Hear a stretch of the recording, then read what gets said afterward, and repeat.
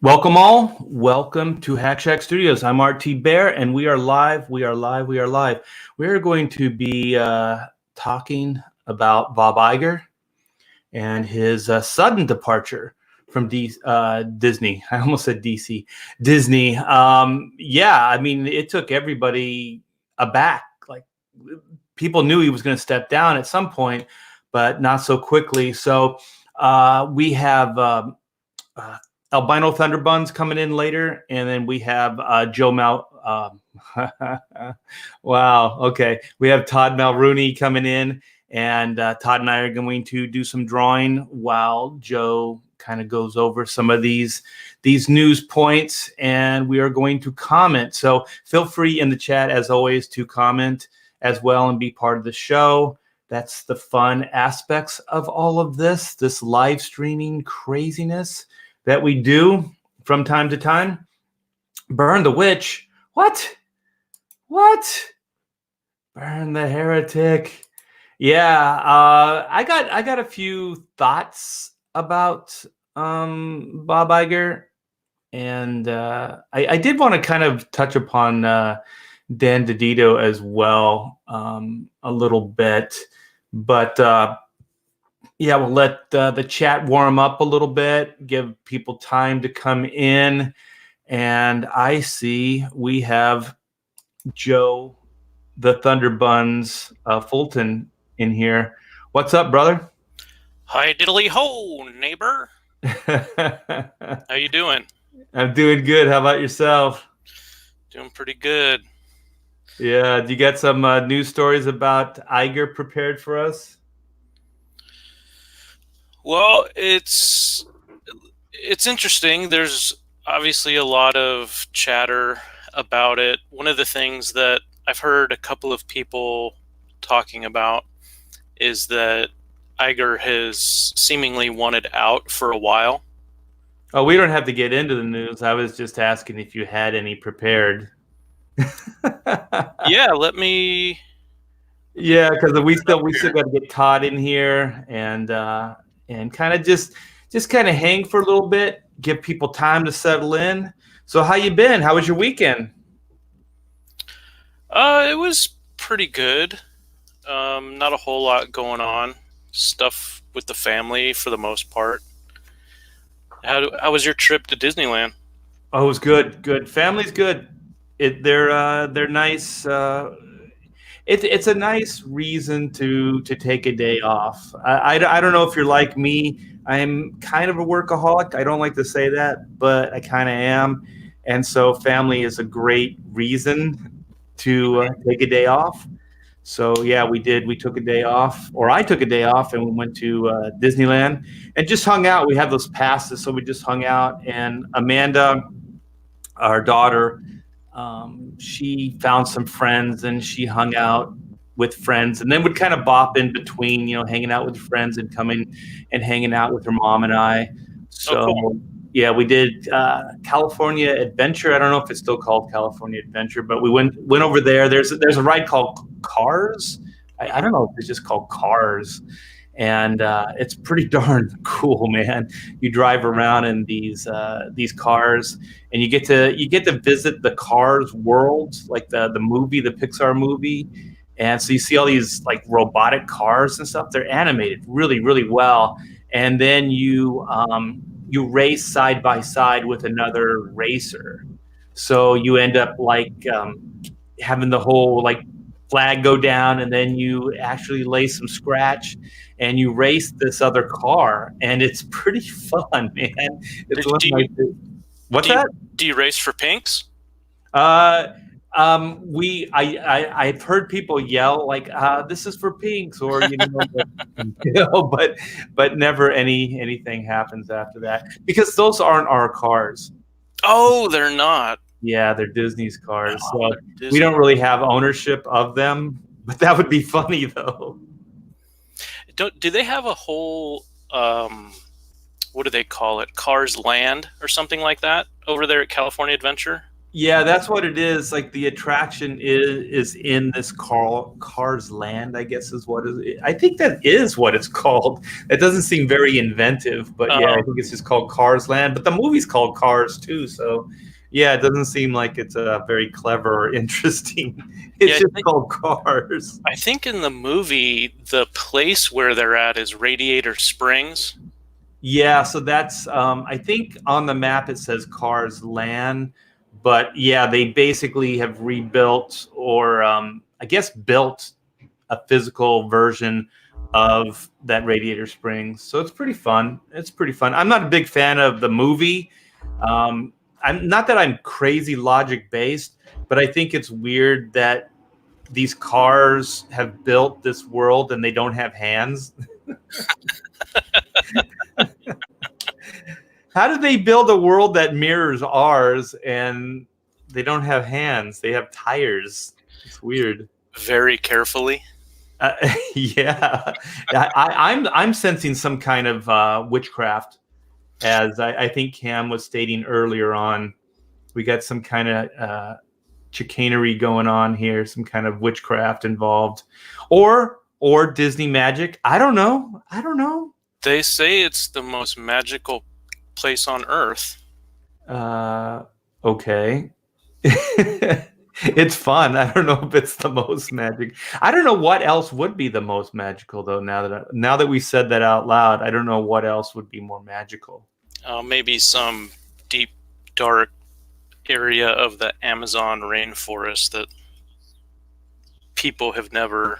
They've gone in, but they've never come out. Yeah, but magical? That seems more scary. Yeah, more those frightening.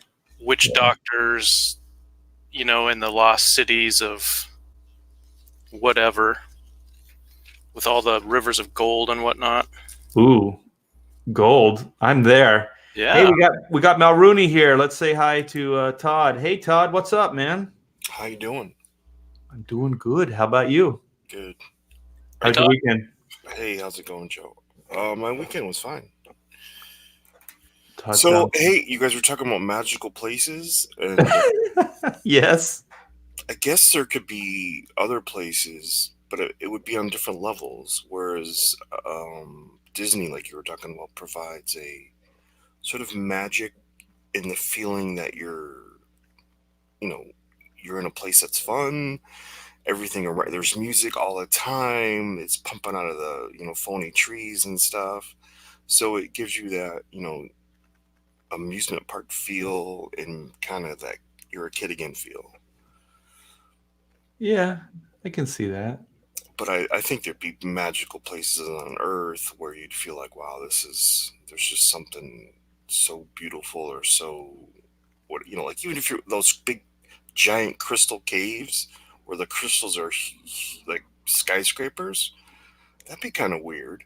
Well, there's the Seven Wonders, and then there's all of those man-made. I guess there's the man-made Seven Wonders, right? Like the Great Wall and stuff like that. Yes, the Great Wall. That's a good one. Yeah, I just saw a picture of the Great Wall. It's on top of a massive mountain peak. So there's the wall, but there's also that mountain that they would have to climb to get to the wall.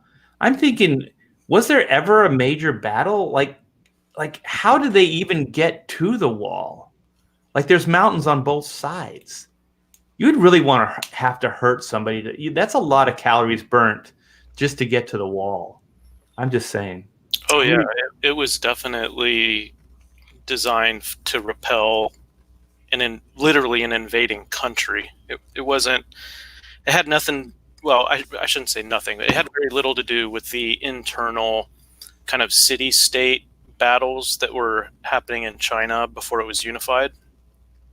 It was definitely a, let's keep the Mongols out of the heart of our country type of effort. It took decades to build and many thousands of laborers. Oh yeah, but I just think the mountain itself is a major obstacle, and then there's a wall on top of that. That's pretty crazy. Yeah, I think Trump should take some notes because I don't know, man. I saw an aerial photo, and those cliff sides are really steep, and then there's a wall on top of that. I don't think you're going to get a lot of illegals going to that extent to get into this country. There's an aesthetic quality too to the Great Wall of China. Oh, it's beautiful. Yeah. So Yeah. imagine. I know they have tours, but do you get to walk the entire length of the wall if you take a tour? Does anyone know? Geez, how long would it take you? I don't know. A long time, a whole day, I would imagine. I wouldn't want to climb the mountain just to get to the wall, though. That seems like that would be a lot of energy. Well, as far as I know, it goes many hundreds of miles. Hundreds of miles? Oh, Yeah. yeah, that would take more than a day. You can literally see it from space. That's cool.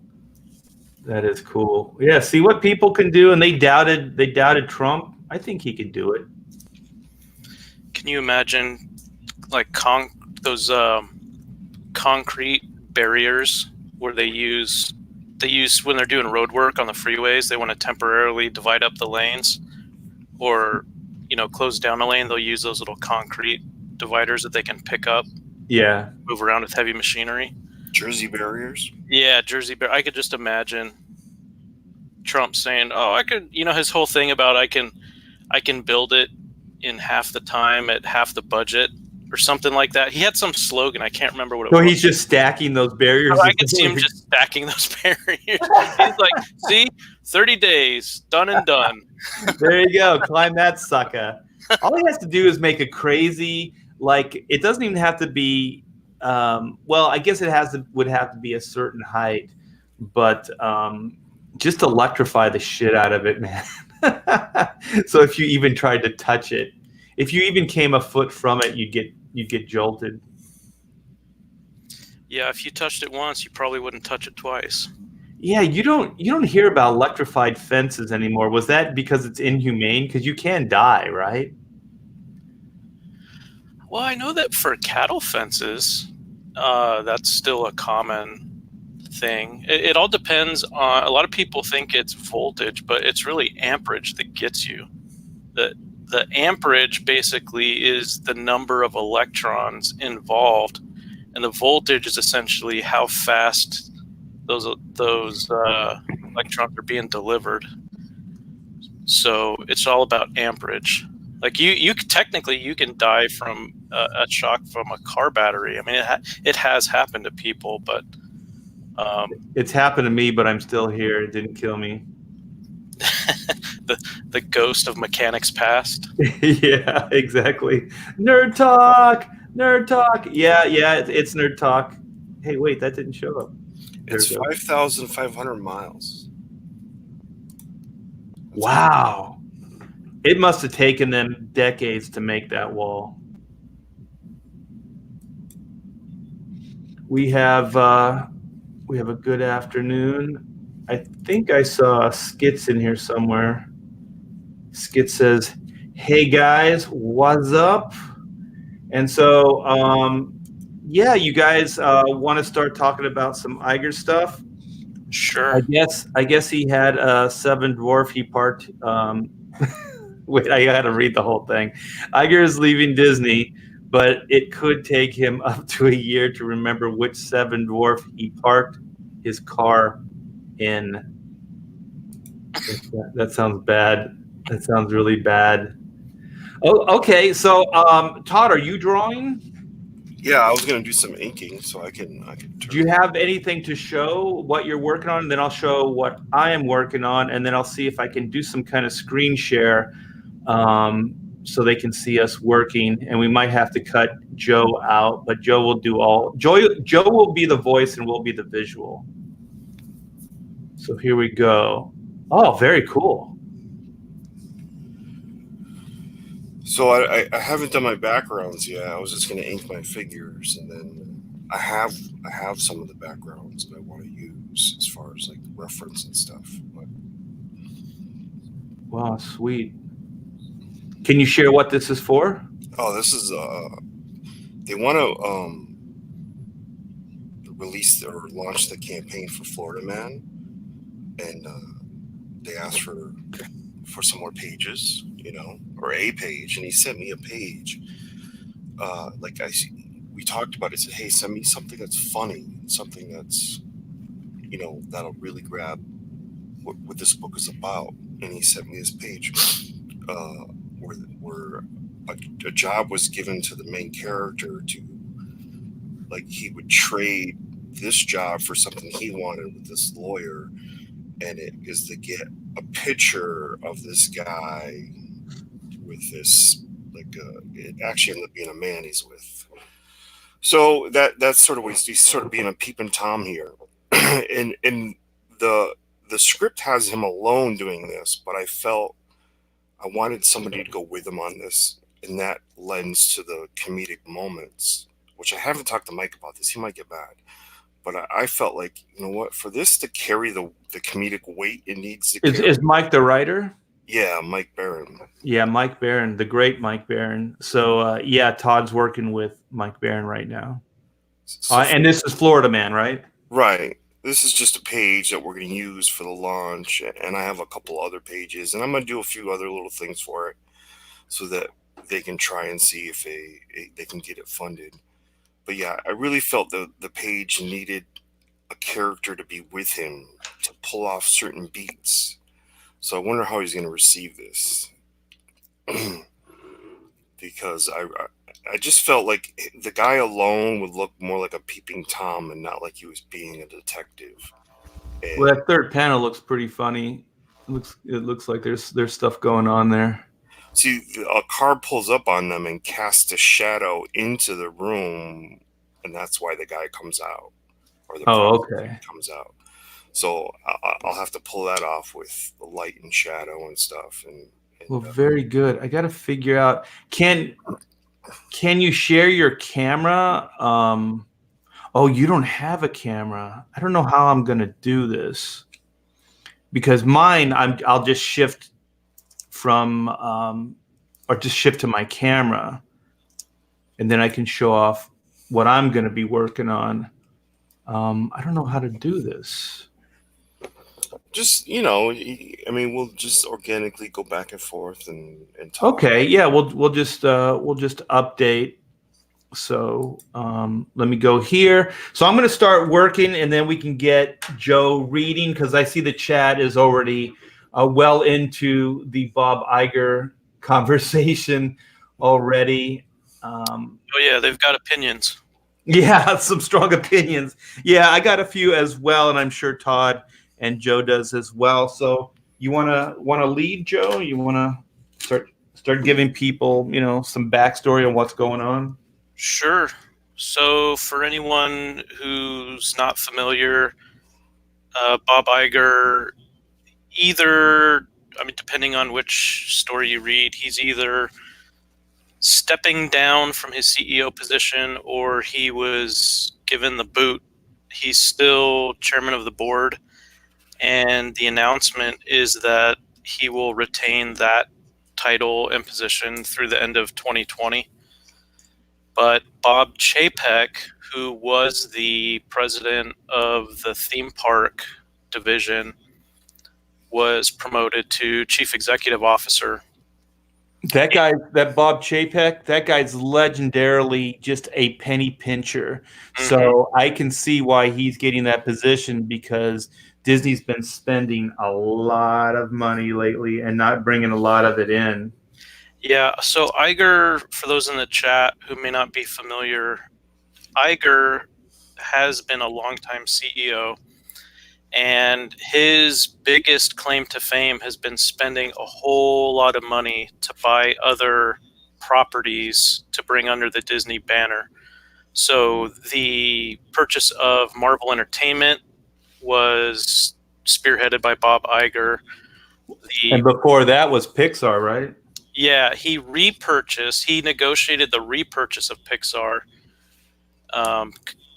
because going back even further, it had been owned by Disney, and then there was bad blood with Michael Eisner, the CEO prior to Iger, and Pixar was spun off, became its own company, And then after Iger came in, he had said that his top priority would be to get Pixar back. So he really did a schmooze job with Steve Jobs, no pun intended, and over time convinced Jobs that, Pixar, it would be in their best interest to come back to Disney. So Disney repurchased them for a boatload. But to back up though, Disney never owned Pixar prior. They were in a partnership. They were a distribution, and so it was more of a partnership than an actual ownership, from what I understand. Thanks for and what they were going to do, what Pixar was going to do when their contract was up, is they started shopping around to partner, in the same way with other studios. And that's when the all that purchase and stuff started. Is that right, or is that? I think you're right. I remember that initially the Pixar films were produced by Pixar, distributed by Disney, and on the packaging it was always Disney Pixar. And so I had thought that Disney had an ownership stake in Pixar, but that I may be misremembering that. But it was a partnership, but it wasn't an ownership. Like it was different than the current one, where, like you said, Steve Jobs negotiated an actual purchase deal, right? Right. So between Jobs and Iger, then Disney actually purchased Pixar and brought them back into the fold, so to speak. Yeah. And then so he was responsible for Pixar. Iger was for Pixar, for purchasing Marvel Entertainment, and then also purchasing Lucasfilm. And there's other stuff as well. Those are just the biggest intellectual properties that most people. Was Fox in there as well? He also spearheaded Fox. But man, I heard that that Disney way overpaid for Star Wars as well. Like, Lucas wasn't going to sell because the number crunchers at Disney were coming in lower than Marvel, and Lucas was like, I can't let this go for lower than Marvel. And so then they kept negotiating, and then they got it up higher to where Lucas felt okay with selling it. But Disney way overpaid for Lucas, for Star Wars, and that became a big problem. And also, just to back up, is that one of the issues why Star Wars fell apart and Marvel and Pixar didn't, is because both of those companies, Pixar and Marvel, they already had an infrastructure and they already had a culture that was, making those films, and Star Wars really didn't. They didn't have any leadership, and that's why they were grasping at straws and putting Kathleen Kennedy in. But they really didn't have anything in place when they purchased. So just from my point of view, I think Disney got kind of, not that I'm like, oh, I'm sympathetic to Disney, but I think Disney kind of got ripped off with Star Wars. It's interesting. I know that from his memoir, which I have not read, in the interest of full disclosure, I've seen a lot of excerpts of it, but I have not read the whole thing myself. I know that he had talked about Disney's internal. I'm not sure if this would fall under their accounting department or their acquisitions, or who. Maybe it was a combination of. I know they had a lot of people working on this, but when they were trying to evaluate Lucasfilm for purchase, if I remember the numbers correctly, I think it came in. The range was somewhere in the neighborhood of 2.5 to 3 billion. were the numbers put in front of Iger, and so when he went to negotiate with Lucas, he had gone in with a range that he was willing to work with, and from the memoir, Iger said that Lucas just told him flat out, "There's no way I'm selling for anything less than what you guys paid for Marvel." Yeah, exactly. So, apparently, they paid an even $4 billion for Marvel, so it was something like $4.025 billion for Lucasfilm. Yeah. So already, like not Lucas, but Disney accountants already knew that they were buying Star Wars for, I guess, more than it was worth, at least at the time. Yeah, more than what they had valued the entire collection of intellectual properties and companies. So they, from what I understand, Iger really tried to convince the board that this was worth doing. So they said, okay, we'll overpay because we trust you, Bob. And then if you look at it from a business perspective, the first Disney Star Wars film, Force Awakens, did well. It brought in something like $2.1 billion worldwide on the film alone. I don't know what the numbers are for merchandising. I do know that the toys specifically, it's been too long since I looked at those numbers, but I do know that the toy sales were far below expectations. Oh, yeah. And there's other areas of merchandising too that came in far below expectations. I don't remember all the details. The toys stick out in my mind the most. And I do remember that back then, the internal rumbling was that the shareholders were saying, okay, we like the performance of the first movie. You guys need to tighten up what's happening in the merchandising area, because you guys should have made a lot more money off of merchandise sales. Yeah.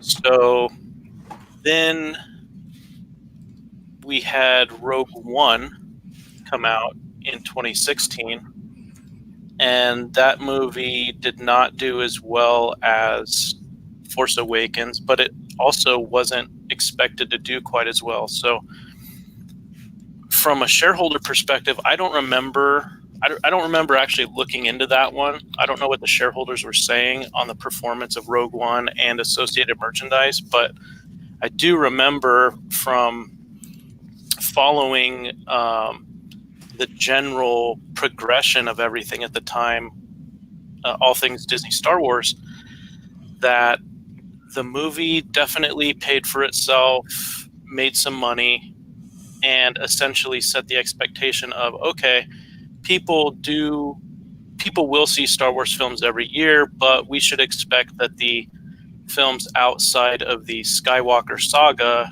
to perform lower than film 7, 8, 9, that sort of thing. Right.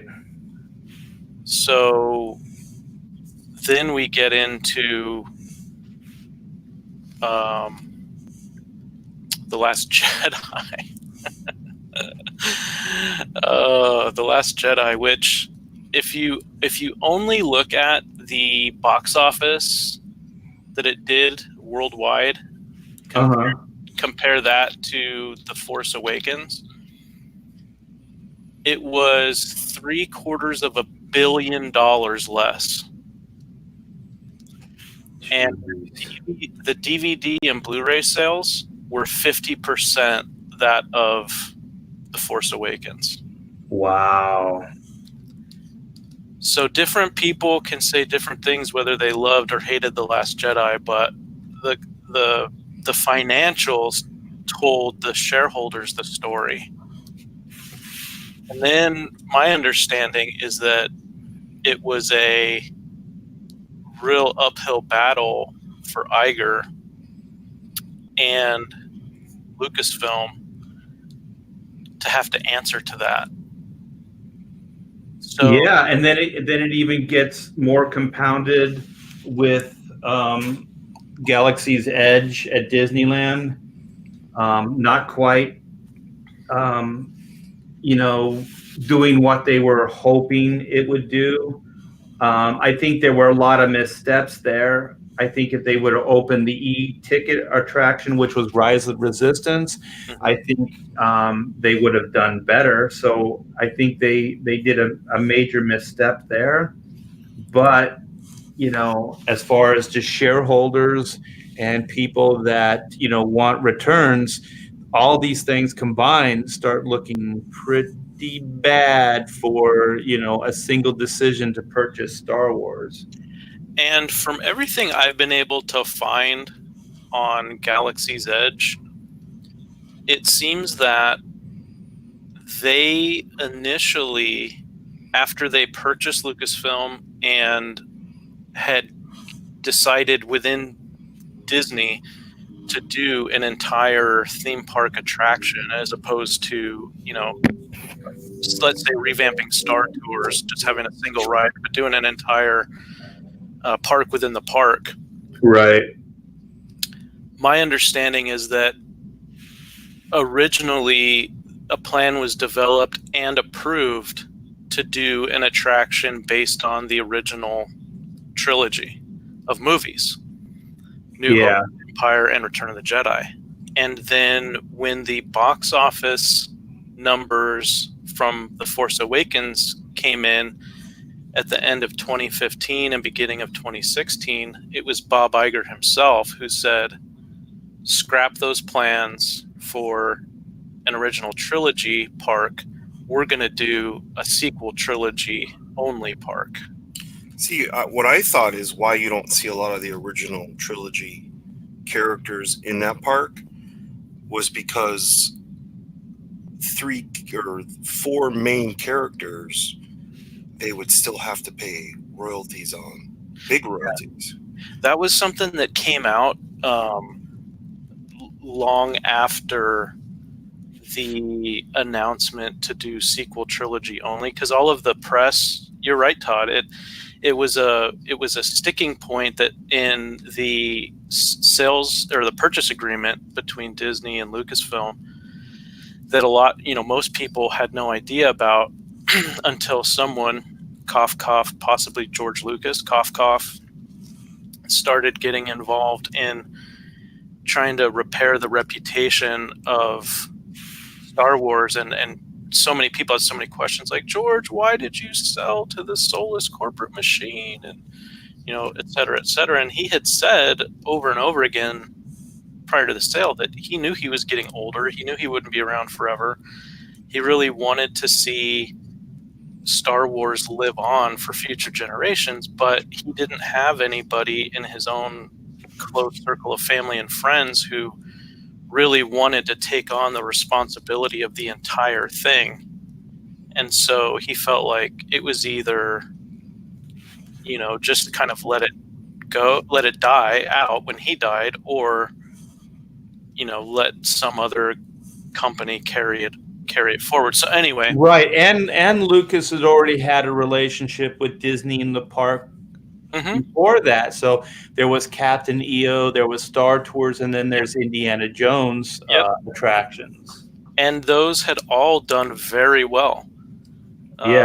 They had basically been great partners to work with from Lucas's perspective. They were very popular with park attendants, and they made a lot of money over a very long period of time. Yeah, they did.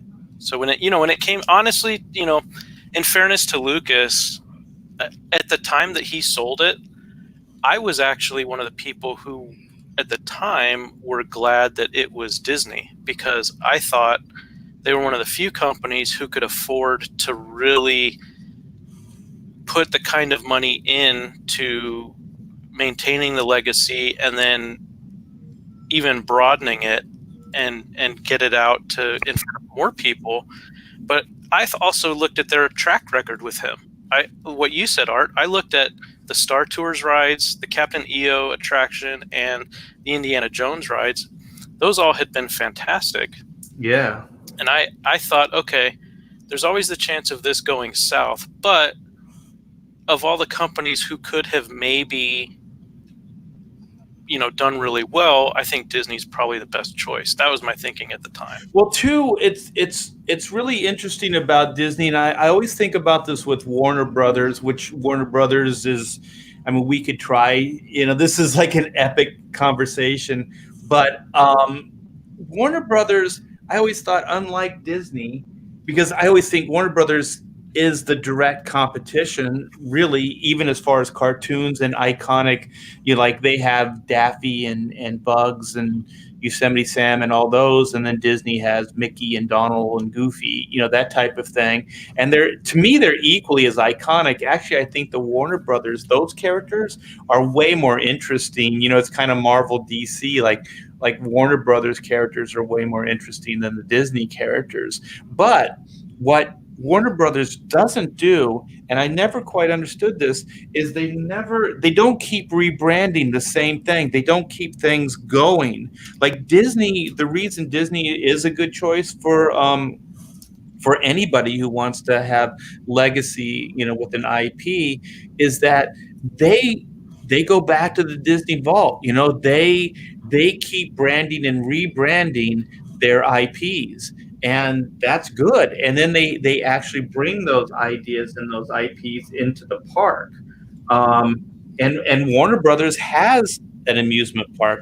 They just don't do anything with them, So it does make a lot of sense, for Lucas to be looking at Disney. How much of their rebranding has to do with keeping their trademarks and things like that? The rebranding of Star Wars? No, the rebranding of Disney characters and titles and. Well, probably a lot, but the thing is, they do it. Right. Warner Brothers doesn't. Like they have all the Hanna-Barbera characters. They have, all of they have so much that they don't do anything with. Yep. And you very rarely see Disney sitting, on their IPs without doing anything. Because I think that they're smarter with that stuff. For some reason, it seems like Warner Brothers would rather just pay to renew their trademarks every 10 years and sit on them instead of actually using them, as you were saying, Art. Right. And then, there's the whole DC Warner Brothers thing that's happening right now.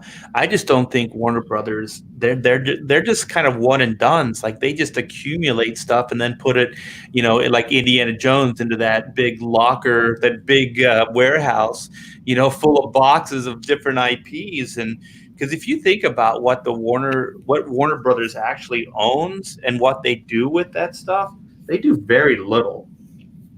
Yeah. Especially compared to the competition. Right. So on paper, we're starting to put together a pretty good case against Bob Iger, right? Yeah. It's all the Star Wars stuff. That's pretty much what put a nail in his coffin. Yeah. Well, wait. He's been saying that he's going to step down, right? I mean, but he was let go of quickly.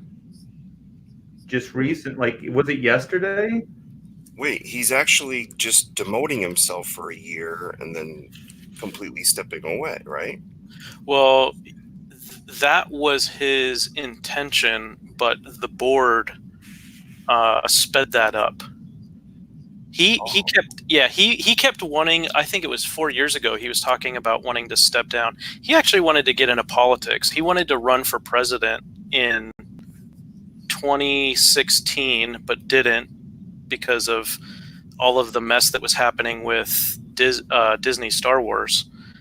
And now in the intervening years, possibly there was the beginnings of negotiations to purchase Fox. I don't know exactly when that started behind the scenes, but there was so much going on. He didn't think that he could just step away without tarnishing his reputation and kind of being seen as leaving Disney in the lurch. So you're right. He has been wanting to step away for a while. He had a guy that he was grooming to be his replacement. I can't remember his name off the top of my head. And that's weird that guy didn't get the job that Bob Chapek did. Well, yeah. And I just found out I was reading up on some Disney nerd. I can't remember the name of it. It was some Disney nerd that follows all of the minutia of Disney's operation day to day, and they were saying that guy had been told he would get the CEO position within 2 years, and then when Bob Iger went public, I don't know if it was he hadn't consulted the board or he'd consulted them and didn't like what they told him, but at any rate, he apparently made some public statements saying, yeah, this is so-and-so, and he's going to be taking my job in the next couple of years. It's going to be great, blah, blah, blah. And apparently the board didn't like what Iger was saying and doing, so they said, well, it's going to be more like 4 years. And then the guy who was going to be the replacement didn't like that, and he left. Oh, okay. So he just left the company completely, and I have no idea what he's doing today. But you were right when you said earlier, Art, that Bob Chapek has a notorious reputation as a penny pincher, because the parks, they had expected this massive influx of cash with the opening of Galaxy's Edge. And what's the name of the other ride that they couldn't get open without it?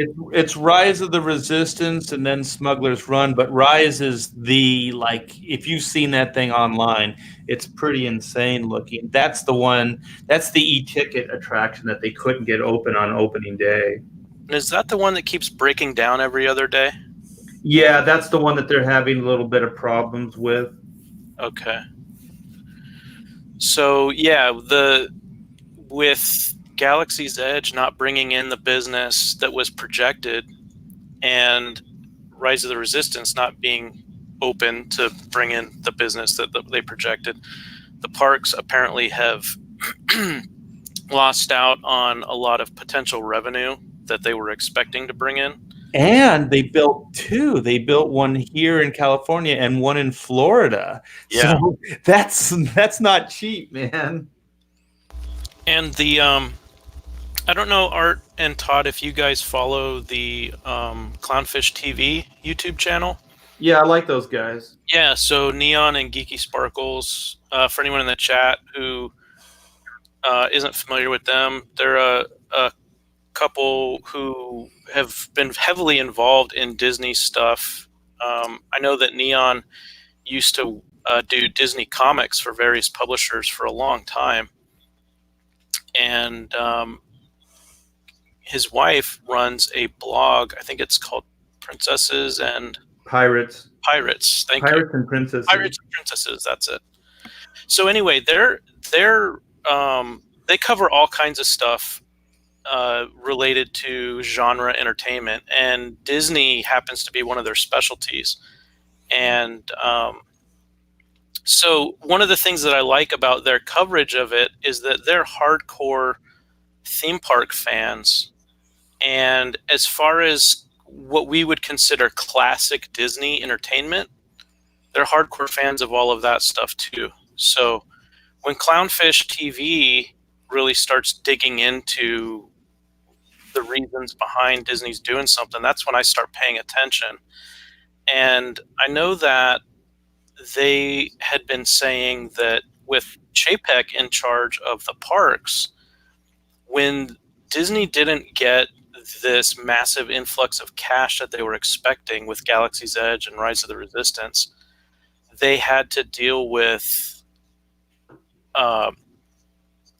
it was a compound problem, because they had already sunk, I believe, if I remember the numbers correctly, and chat, feel free to correct me if I get any of this wrong. I want to say that it was $1 billion roughly to build Galaxy's Edge in Disneyland in Anaheim. And then I thought I read it was a little more expensive to do it in Disney World in Florida. But let's just go with $2 billion to keep the math easy. If they spend $2 billion and then the attractions don't bring in at least $2 billion in additional revenue, then you've got problems. Yeah. Well, just Disney as an overall company, think about all the spending, there, on Iger's watch, the Marvel Pixar, we're all in agreement that was a good decision. It's already paid for itself. It's made them, billions of dollars. But now recently there's Fox, and then there's Star Wars, and then there's all the money that's going into the parks.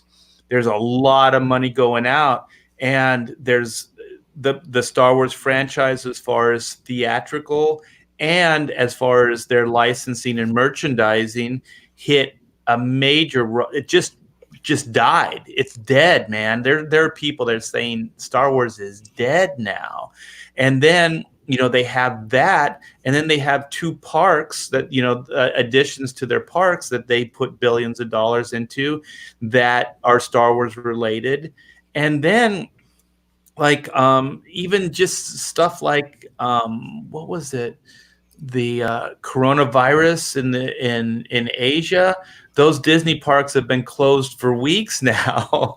Like, Disney, as far as their quarterly standings with their investors, they are hurting, man. Could you imagine being a stockholder right now and being told that Disney's going to do all of these fantastic things, and then, within like the last year, like, all of these things have happened. That's pretty amazing. Yeah, and I know that over at Clownfish, they were saying that the price increases in the last year have been insane. I mean, so many things that you used to get for free that they're now charging. I know one of the examples was some kind of commemorative spork that you got in Galaxy's Edge at the cantina, and it used to be free, and now they're going to charge $10 for it. Well, it was free to use. It wasn't free to own. Oh, okay. What was happening is people were stealing them and putting them on eBay. Ah. They were metal, like Star Wars type, utensils to eat with, to keep the theme going. And then, just like, people, this is why we can't have nice things. People steal. And so they were stealing them and putting them up on eBay. So I guess, in lieu of not using them at all, you can use them, but you have to pay for them. But you own them, Okay. So they were talking about a lot of price hikes for food and drinks. They were saying that in some of the places now, you can't get napkins and straws unless you specifically ask for them, and then you get a limited amount. It's like a paper straw and 2 napkins or something crazy like that. Yeah, I haven't seen that. They don't give out straws, though, but even Starbucks doesn't do that because we don't want to hurt the turtles. God forbid a turtle would get a straw up his nose. Well, you don't know what the turtle might do with that straw once he's got it in his nose, Art. I think he'll die. I don't think he has much choice. He might have a really, really great time with that straw, snorting up something fun before he goes, though. Ah, there you go. Can't contribute to the delinquency of turtles. A straw isn't necessarily a bad thing. And since we're on the Disney thing, what is that Crush, that turtle? He always looks like he's high anyways from Finding Nemo. Finding Nemo, yeah. Yeah. Hey, dude, here's straws. Oh, so yeah, I guess Chapek, I would imagine that it was him spearheading the effort to make up for all that, potential revenue that never came in, and having to try and make up with the shortfall of the money that was spent to create Galaxy's Edge in 2 different parks. And for a lot of that, they were building simultaneously in California and Florida. Yeah. So he's in the parks. I know that the Clownfish folks were saying that, they've jacked up the entrance fees to get in. They've jacked up costs for food, the annual passes, and they ran down a laundry list of all of these increased expenses and reduced or eliminated various things that were supposed to enhance, customer experience. Yeah. The shame with all this is that I have an idea, because the Disneyland is the most expensive park in the world to get in. It's more expensive than Florida, the Asian parks, the European parks. It's the most expensive, and I think the reason why is because it's also the smallest. So I think what they're doing is they're charging a premium price for the park, here in California, to try to get attendance down but keep profits up. That's just my personal take on it. I haven't heard anybody say anything like that. But it's kind of biting the hands that feed, because it's making it out of reach for the everyman, to go to the park. And so it's kind of an elitist attitude to have, for the sake of some shareholders and some greed. I don't like business practices like that. Chad Townsend in the chat is also saying that Disneyland is also the dirtiest park, and I know that was one of the things that Neon and Geeky at Clownfish mentioned, that one of the cuts that were made were the sanitation people. Keeping the, because I remember in the old days you'd go there and that park looked spick and span. It was clean no matter where you went. Yeah, I mean, crap in, crap out. So you gotta spend the money. And the thing is, from what I understand, they don't pay that well to work at the park anyway. So, I always hate when those type of cuts happen.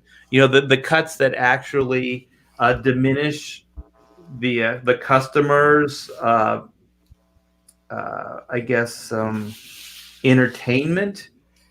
And it's like, no, there's a lot of other ways you could cut money, but they always cut it from places like that. It's always the person that has to pay for things that gets hit with the charge. Yeah, and it's unfortunate. That alone is unfortunate, but then when you also think about how much time, money, and effort used to go into making your visit there seem like a once-in-a-lifetime visit. Yeah. They really Disneyland and Disney World, they really prided themselves on making this something that you would never forget. You'd want to come back. And in the chat, Cam1138 and Chad Townsend were saying that Walt Disney World was super clean. So it makes me wonder, and I know those guys have been there recently, so it makes me wonder if this is kind of confirming something that I had been reading about.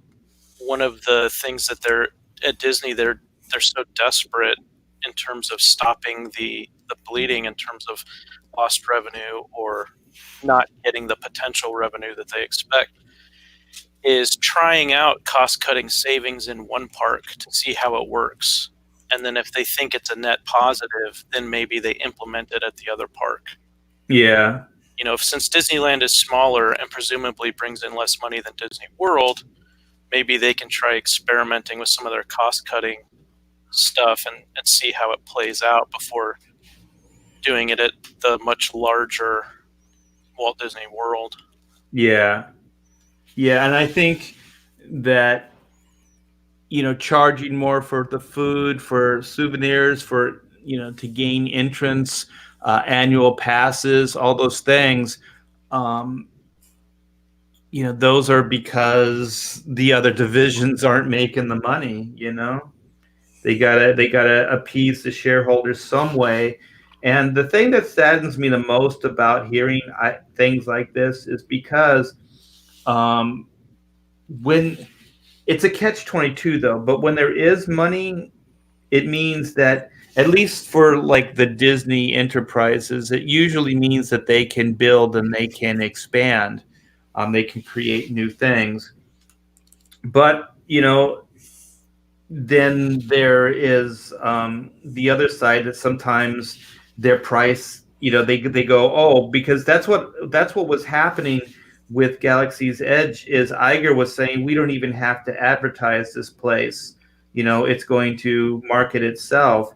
Like, there was such arrogance, and that they didn't just raise the prices for admittance, or to enter the park after they were hurting. They did that as well, but they jacked up the rates before Galaxy's Edge opened, because they knew there was going to be a big, or they thought there was going to be a big influx of people coming in.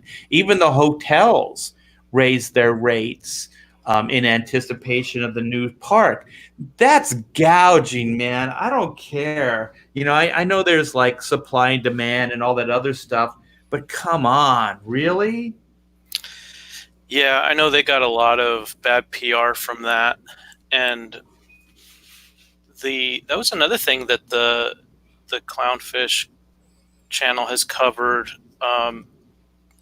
I think there's been a few times now where Neon and Geeky Sparkles have gone over the cost increases, and I almost passed out when they were talking about the hotels. I guess now, after the latest round of increases, to stay at the top tier hotels, both in Anaheim and Orlando, it's going to cost you something like, what was it they said? It could be $400 to $500 a night. Yeah, and I think they were even saying that to get a suite, it's thousands of dollars per night. Oh yeah, if you're going to go up from there, yeah. And then just the other day, they were saying that now, on top of the room fees, and of course, besides your room, you pay all of these extra fees on top of parking. Yeah. Now they've added parking fees. It's gotten to the point where you almost can't. A family of four, if you're going to stay at a hotel even for one night, you better be willing to shell out $1,200 to $1,500 minimum. I recently ate at the Dolphin, and Dolphin has a breakfast buffet, and for 1, 2, 3, 4, 5, 6 of us, it was like $200. Wow, that hotel is really nice, though. Yeah. Are you in Florida, Todd? No. He's just a Florida man. I used to live in Florida. Oh, okay. Yeah, I don't know where they go from here, because they've so tarnished the Star Wars brand, and they counted so heavily on that boosting revenues in the parks as well as their film division. I'm not sure where they go from here. I know they've got The Mandalorian on Disney Plus. That seems like the one thing that they've done right in the last 5 years as far as Star Wars goes. Yeah. It definitely is. So I've heard people just predicting that Star Wars is dead. I tend to think that everything could change with one good movie. Like, if they had one great movie, I think everything could change. So I never say never like that. But if they just keep putting out mediocre after mediocre, it's going to die. But one big great movie can change everything. I tend to think that there still could be a future for it, but it's also not with those guys. Like when Disney bought Star Wars, they didn't buy leadership, and right. It seemed like what they were more interested in is rebranding it with Iger and Disney versus like even bringing Dave Filoni and even George Lucas in and listen to them in any kind of respectful way. And they just wanted to rebrand it. And if you think about it, like J.J. Abrams, like what he did to the Star Trek franchise, Mhm. like the reason a lot of those things happen is their ownership and their rebranding for ownership. So the reason that New Trek happened is because they were it's between CBS and Paramount. They were Yeah. having some troubles, and so I don't remember which side to hold on to Trek. They thought that they would just rebrand it. And so it would be the same, but it would be different enough that then they could get it would be their Star Trek. You know what I mean? Versus the original TV show Star Trek. Right. And so if you think about it, Bad Robot, or as they say, Bad Reboot, went in there and basically came up with an idea of how to rebrand Star Trek and still use all the original ideas. And for better or for worse, there are people that absolutely hate those movies. There's people that think that they're pretty decent. But I don't think it's any coincidence that Bad Reboot went in and did the same thing with Star Wars. And from what I heard, that what Disney wanted to do with Star Wars is they wanted to rebrand it. They wanted it to be their Star Wars. Hmm. So one of the key ingredients was basically to clean house and then rebuild. And so I think that was a mandate on high. Whether it was Iger, I don't think Kathleen Kennedy has the kind of clout to be able to do something like that. I also heard if they could rebrand it, what is the rule? Like if you change it 20%, then you can get a new copyright, or it's different enough that you can basically claim it as your own.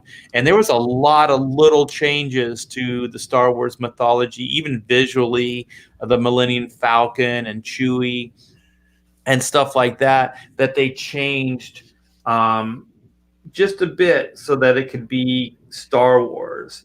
Because even like at Galaxy's Edge, I think they did this.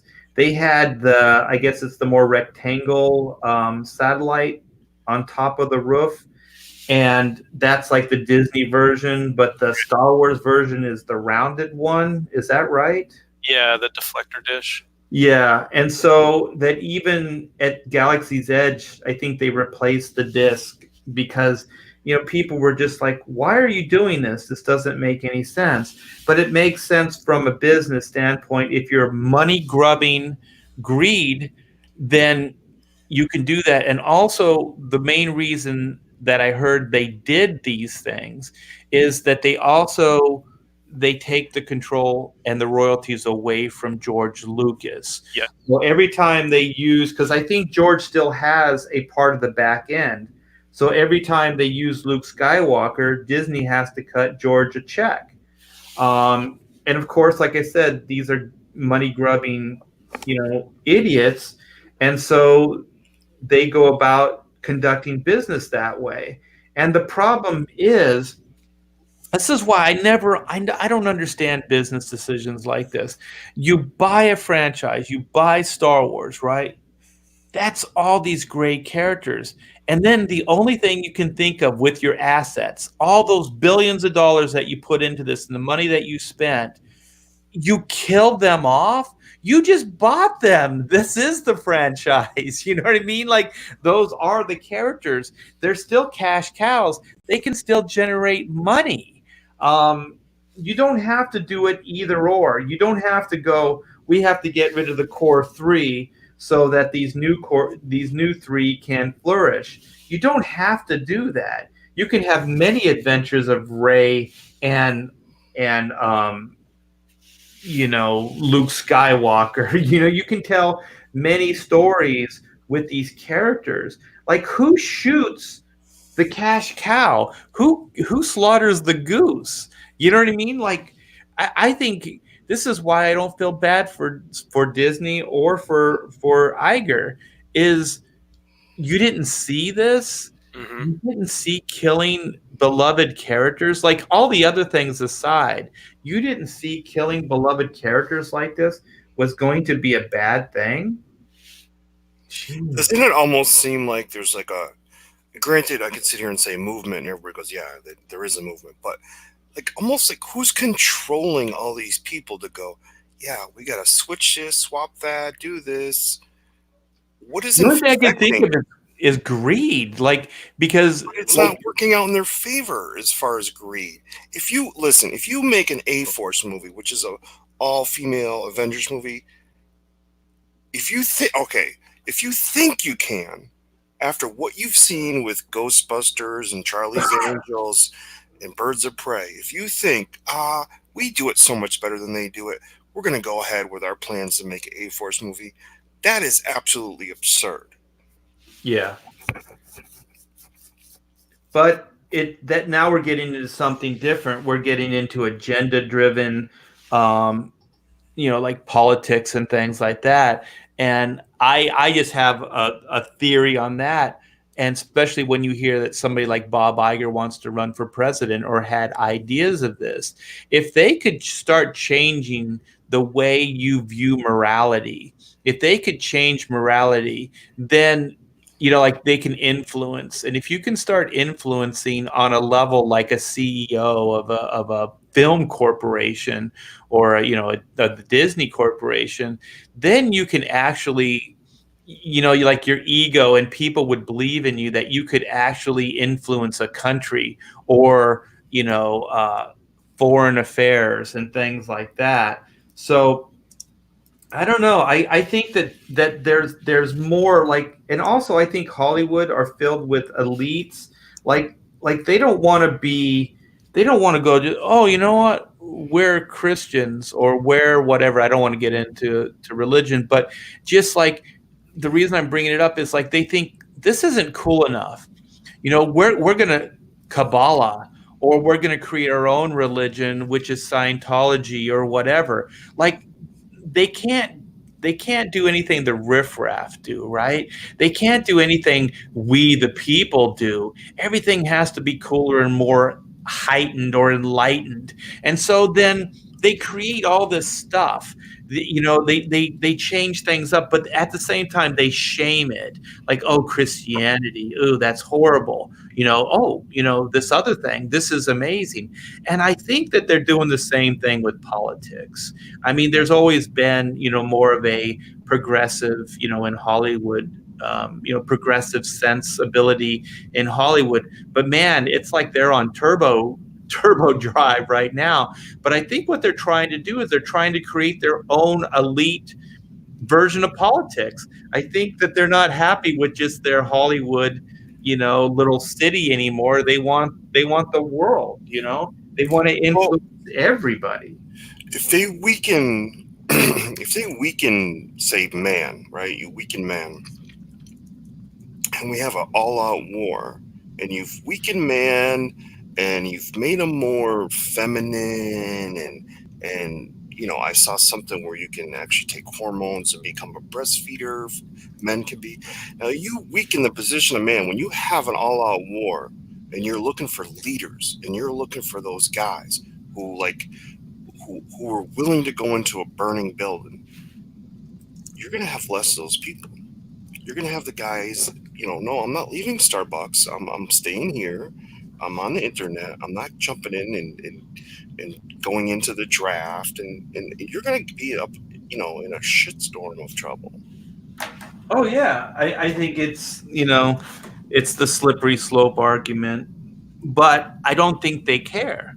I think they think this is enlightened. I think they believe that in time, if we take the toxic masculinity out of the equation, then we will have a better world. There are people that really, really feel that if women were in charge, then we would have a better world. I'm not saying we wouldn't, but the fact is that there are men and women. Why would you exclude anyone over the other? It doesn't make any sense. It fundamentally exists, The key is more like trying to work together than trying to separate one from the other and then claiming that one is better than the other. You know that, Todd. I know that. Joe knows that. Everybody in the chat knows that. But the problem is they don't care. They really feel like they're the enlightened and that they're going to change. We'll look at Obama. He's gonna fundamentally change. Hope and change. So I do believe that they think that this is the better way, but most of us know that people are people, and the best thing to do is to see things how they are versus necessarily like this fantasy world of the way you think it should be. Because I mean, part of it is like we want to, we have ideas and then we try to change things to be more heightened or to be more evolved. And so then that's what we work towards. But usually it's in the form of like voting and we the people, and you try to make sure it's what the actual majority of people want. But these people aren't doing that. They just have an agenda and they're just trying to push it at all costs. Oh, thank you. I have a slice of pizza. What? Yeah, somebody loves me. Somebody loves me. Yeah, but not to get off on like too much of a political rant, but yeah, I think that they want to fundamentally change the way we all think and behave because they want docile people. That's why the masculinity has to go. They want docile people so that they can control people without any backlash. You know what I mean? I believe that's what they're going for, because this is also kind of a world phenomenon. It's not just here in the States. Oh, you're right. Absolutely. Even in Western Europe, which, as far as continents go, is the leftiest of the lefty on the world stage, even in Western Europe, it's gotten to the point where there's a lot of pushback. Look at Brexit, for example. That was a huge, huge pushback against the far left. Yeah. There was a whole lot of moderate liberals who were in favor of Brexit. And that's just one example, in one relatively left-wing part of the world. Yeah. And I think that what's happening, and I'll use myself as an example, is I always figured I was kind of a moderate. I was like somewhere in the middle, right? I'm registered Democrat. I always thought of myself as more of a progressive type, but progressivism now is not what it used to be, and I think that it's become kind of absurd. And so I would definitely say that I'm way more, right leaning now than I've ever been. And I think for people like myself that are getting off the fence, there are more people that when they see their way of life starting to be threatened or changed, and it becomes absolutely asinine, which it's become like these levels are absolutely asinine. You're going to see that silent majority, and you did. That's why Donald Trump was elected. You're going to see the silent the silent majority come forth, and they're going to speak with their votes. And I think there is going to be a lot of pushback that Hollywood and these guys weren't expecting. I think they were expecting everybody just to think like this is so amazing. Why wouldn't anybody want to be involved with our new enlightened policies, Yeah, to that art, Antonio the Guido in the chat, he was saying, I remember when Bob Iger threatened to take away Marvel studio jobs from the state of Georgia for their votes on abortion. Oh, I know. Oh my gosh, that's a great point. That is a great point. That's when I knew I was like, I already thought like, oh, I don't know if I like this guy. And then when that happened, I was like, you're an asshole because you're willing to put all these people out of business, like out of jobs, like they have families to support just for your politics. My God, what an asshole. Like, also just the arrogance to think that everybody works for the Disney Corporation is somehow, liberal and they're not conservative.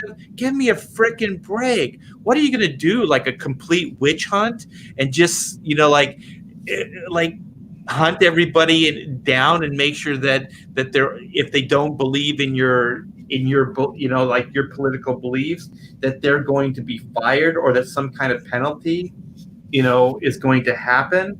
That's crazy. That's intimidation. That's illegal. That's absurd, man. Yeah, that was a good point, man. That is a good point. And also, what's funny is when you look back at leadership, like you got Iger, and then before that there was Eisner, and everybody was like, "Oh, Eisner, that guy is a jerk. He's whatever, this, that, and the other thing."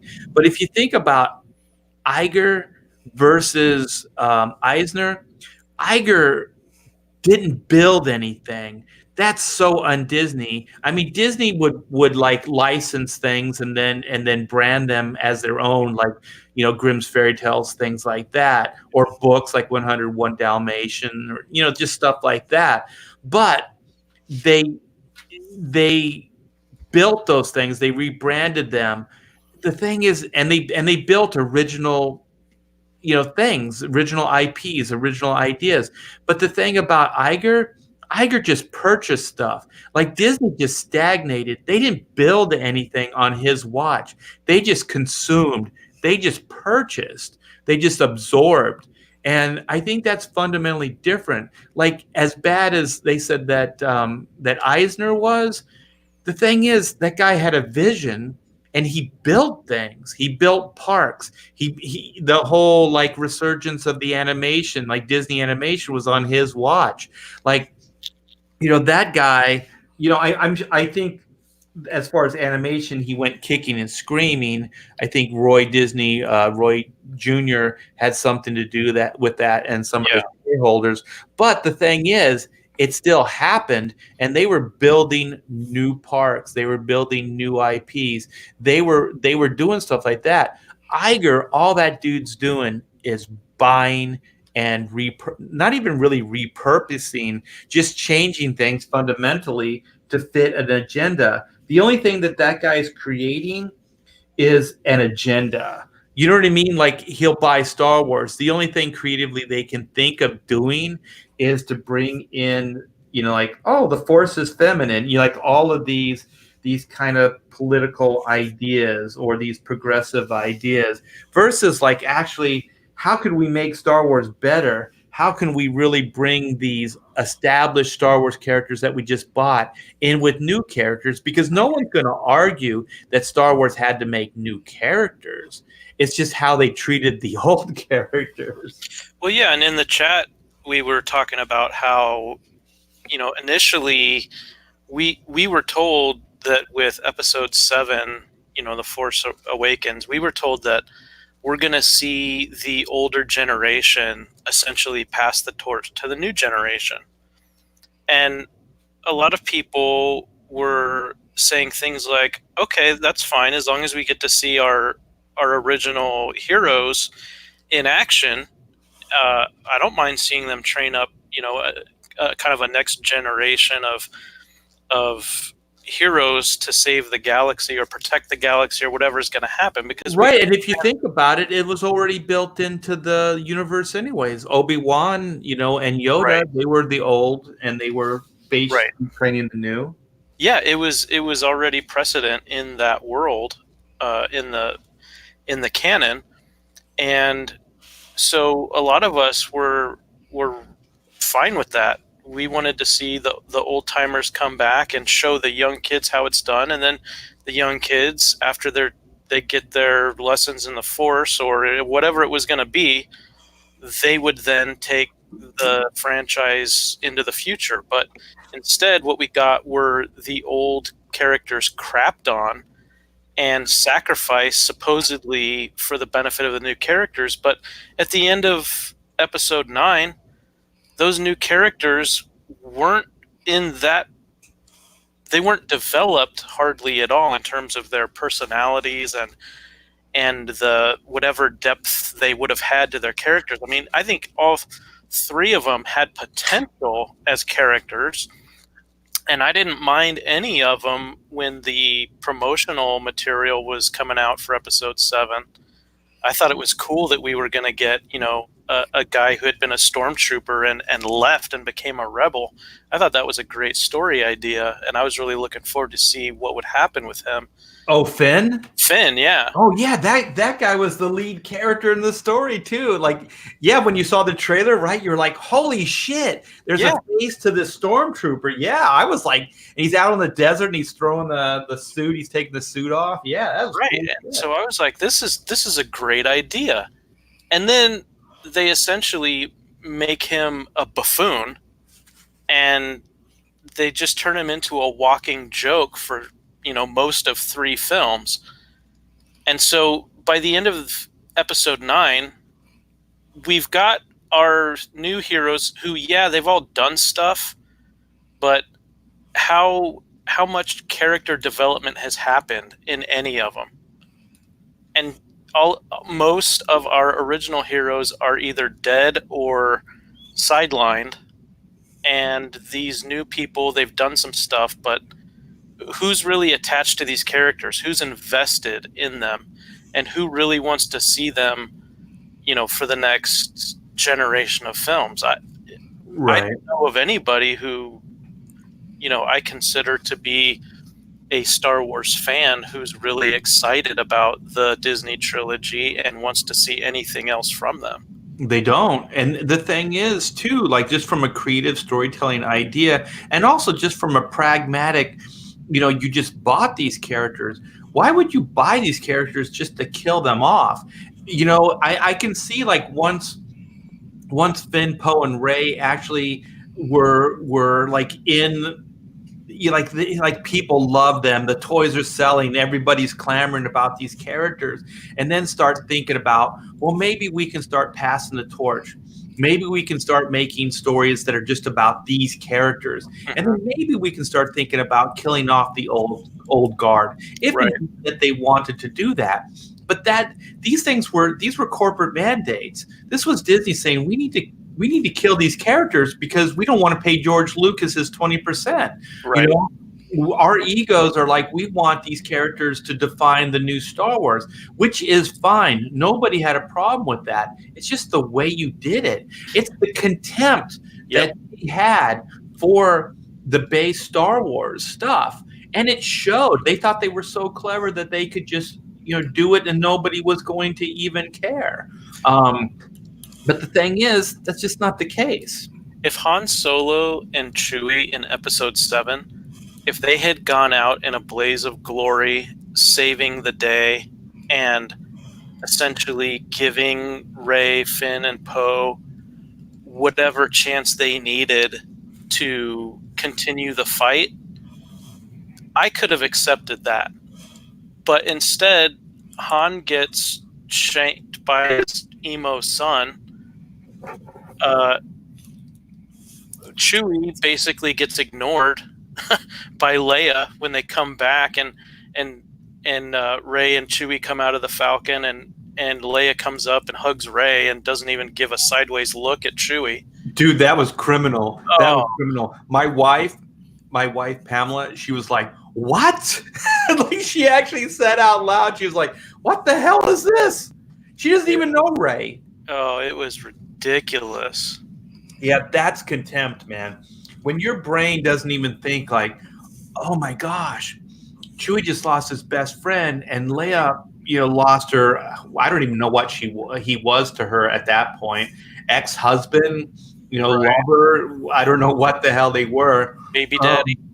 But still, it was supposed to be emotional, and wouldn't it have been way more emotional if Chewie and Leia hugged, and that there maybe even was a scene, where they were commiserating or going over like the wacky adventures they went on. And I mean, because the thing is, also Chewbacca, if you think about it from a story standpoint, that guy was there when Kylo Ren was born, when, you know, all that stuff. Like, he's like the uncle, you know, he's a family member. Absolutely. Yeah, it was insane. Yeah, Abrams really dropped the ball on storytelling. And I remember when my wife and I walked out of that first movie, Force Awakens, and I turned to her and I said, if somebody had never watched a Star Wars film in their life, I could understand if they watched that and enjoyed it. I said, for me, I mean, I was a Star Wars fan my whole life. The very first movie I saw in the theater was Empire Strikes Back. And, you know, I watched New Hope when it was played again in theaters. As soon as those films came out on VHS, I was watching them, and I grew up with them. And I didn't like the prequel films. I understood why, you know, the people who do like them, I understand why they do. They weren't for me. But at no point did I think that George Lucas with the prequel films was actually trying to show some sort of disrespect or disdain for what had come before. I still thought those films felt like they were in the Star Wars universe.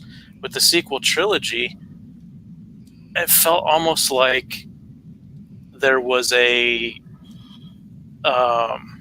trying to think of the right way to describe it. There were moments where it felt like Star Wars, but the film as a whole just didn't feel like it fit in the saga. And then I think it just got worse with Last Jedi and Episode 9. I thought that they, The Force Awakens, they had the tone right. It felt like a Star Wars, like a superficial, like the tone was there, and it kind of had that feel of the first Star Wars adventure. So I understood and I applauded that they got that right. And then I was willing, because like a lot of the characters didn't seem like they were really evolved. The villain, the threats were definitely not really fleshed out very well. I thought that the ending, you know, with the unimaginative Death Star was kind of a cash grab, like nostalgia cash grab. I thought was totally unnecessary and completely unoriginal. But the thing is, I thought they had the tone right. And for the most part, I liked those three new characters.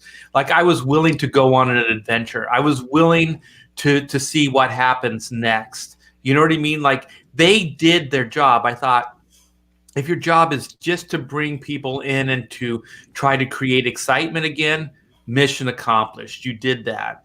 And then the divisive nature of Rian Johnson's film after that, and then the trying to fix all the damages with the third movie. Yeah. Like, what? I'm just going to say, what the fuck, man? You're trying to fix damages and you're expecting people to pay money for these things? Right. You're expecting people to pay for you to fix a mistake. Everybody knew, like anybody that was into Star Wars knew what that third movie was going to be, or Episode 9. They knew what that was going to be. And the thing is, you still put it out. You still put it out, and you took money from people. You took money from people, and you knew that wasn't the best movie you could make. Fuck you. You know, it's pardon my French. It's like pretty, that's such content for the audience, for everybody, man. If I knew I could spend an extra week to make my comic book better, I sure as hell would go to all my backers and I'd say, hey, listen, I am so sorry, but I just thought of an idea that's going to make this comic book way better. Would you be okay if I took an extra week on this? You know, that type of thing. And I bet you most people would go, oh, to make the thing better? Yeah. Like, they could have spent, because what is it? There's a script out. Is it It's not Dave Filoni's script, but there's another script for Star Wars Episode 9. Colin Trevorrow. Yeah, that's floating around. And you know what? It's not necessarily that it's spotless, but you know what? There's moments in that story that are actually inspired. Like there's ideas in there that you haven't seen before, and not just like, Ryan Johnson's like, I'm going to mess with your what you expect, kind of ideas. They were like real ideas. They were real, like building onto the Star Wars canon and trying to create like new, I guess, just new ideas and new adventures or new places that they could take things. And no, they don't do that. They go with somebody that's just already burnt out and hacked out the original like Force Awakens script, which is J.J. Abrams. And they're like, no, J.J. Abrams is going to finish it up. And we're just going to ignore this other script. Jeez, man. Like, I don't know. I understand the Old Boy Network or whatever, but that's absurd. Like, why is JJ getting another shot at this? You know what I mean? It's a great question. I know that Trevorrow left because when he found out that Ryan Johnson was going to kill Luke Skywalker, he went to Kathleen Kennedy and said, what are you guys thinking?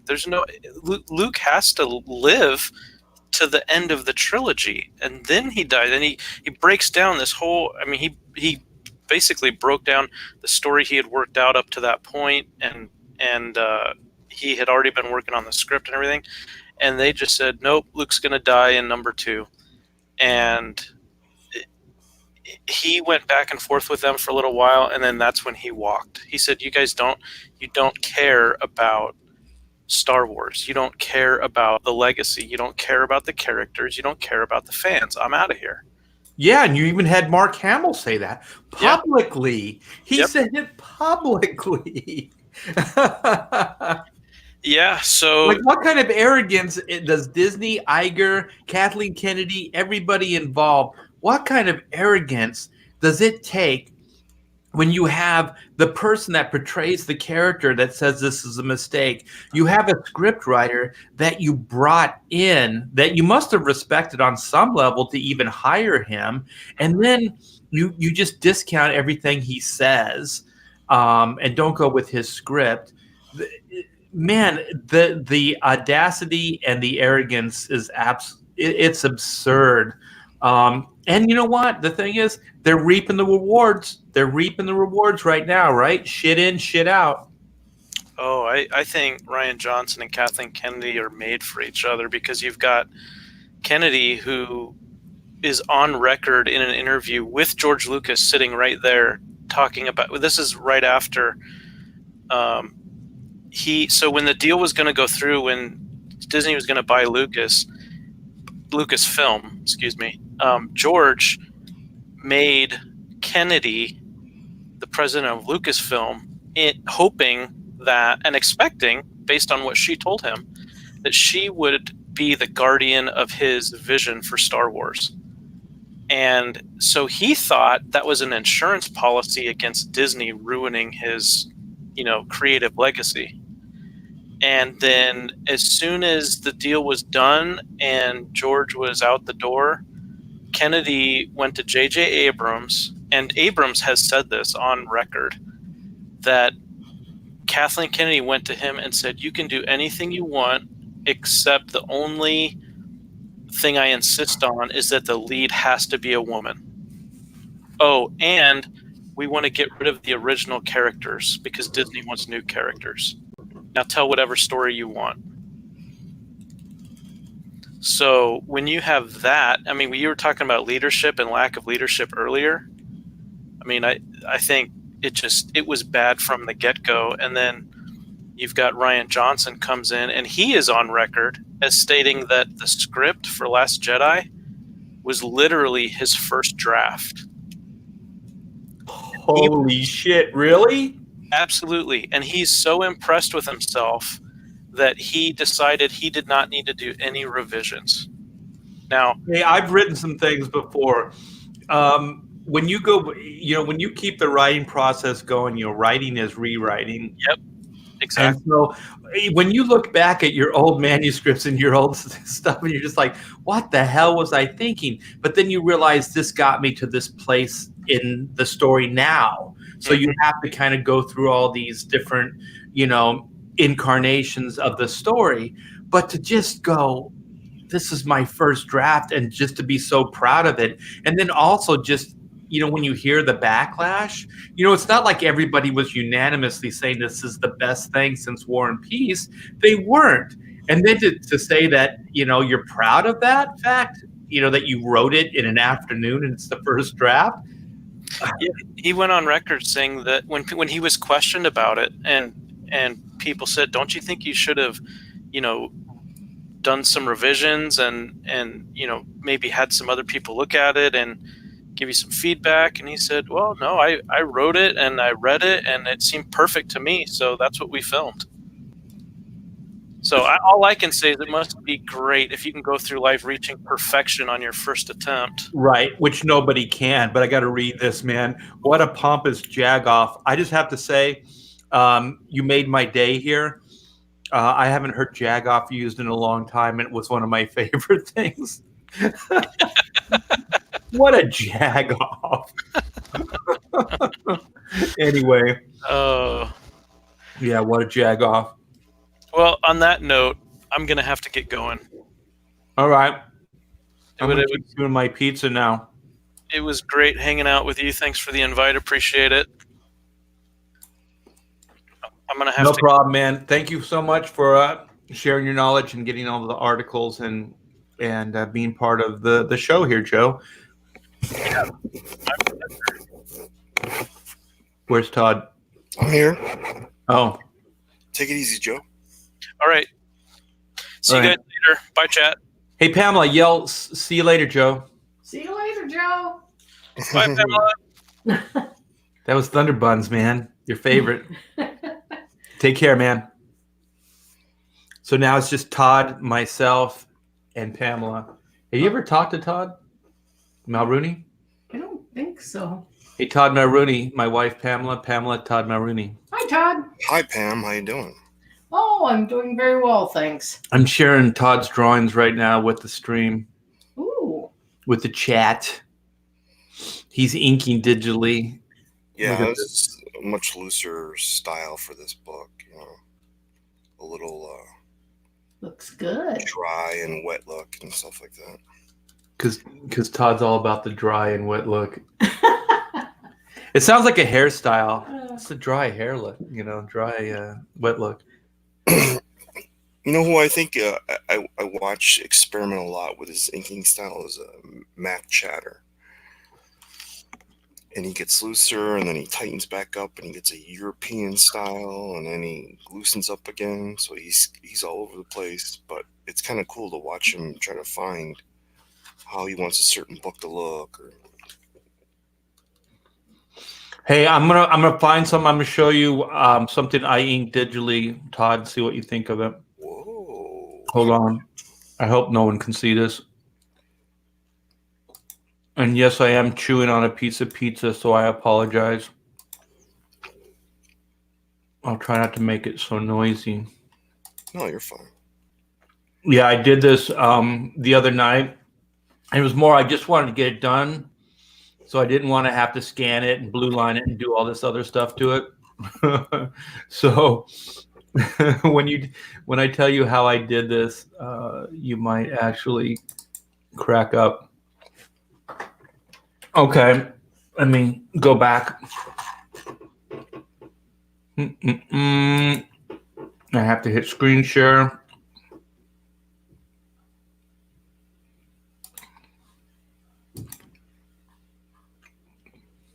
Wait.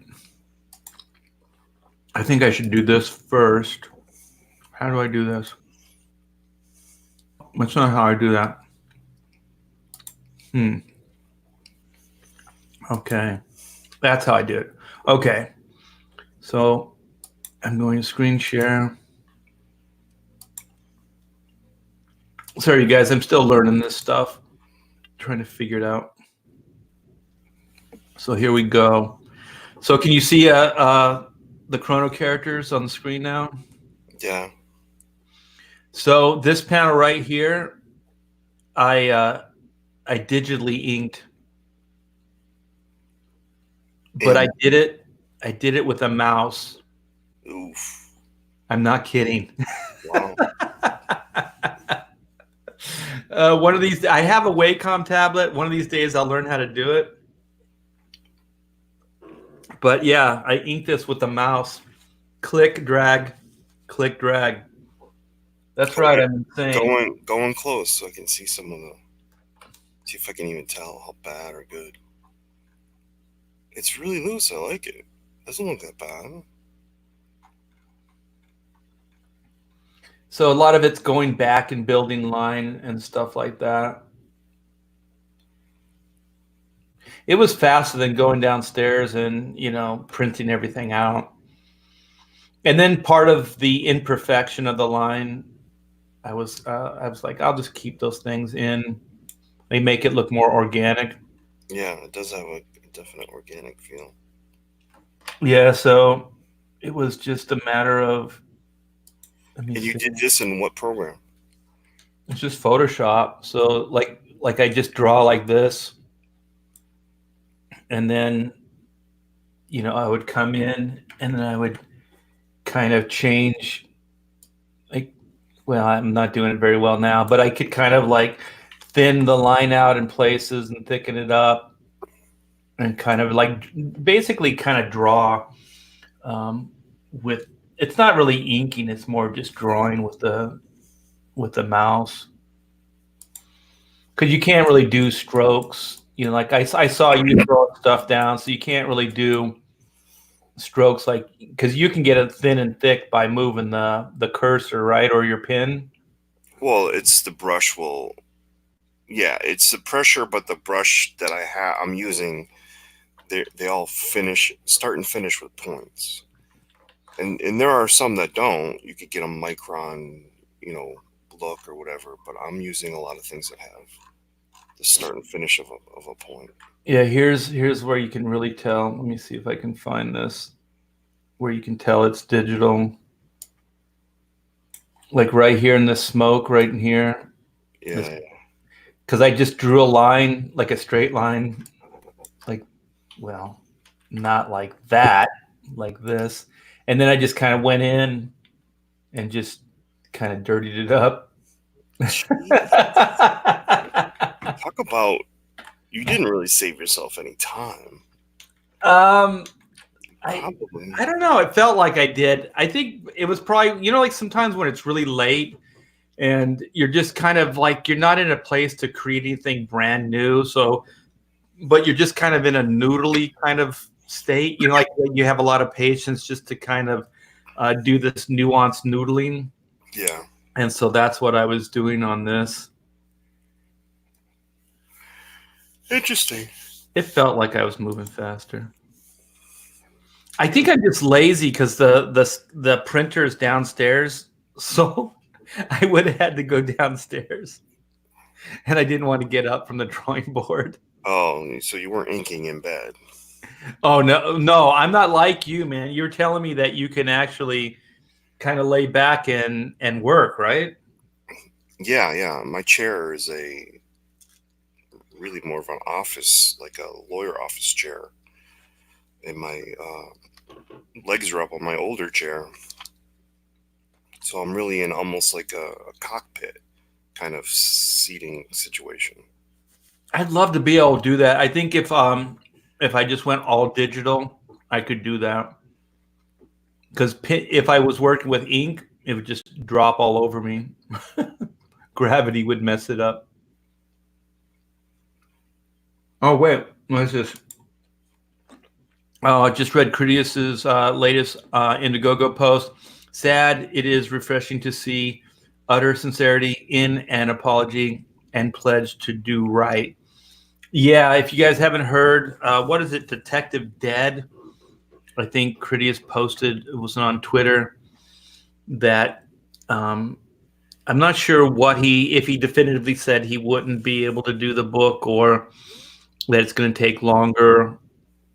or what. But actually, early on with Critias, my wife and I helped him a lot. Pamela actually edited the first manuscript, the first Detective's Dead manuscript, and she did it absolutely free. So she was trying to help him out. We were trying to steer him into, a good place, but he kept adding pages to the book.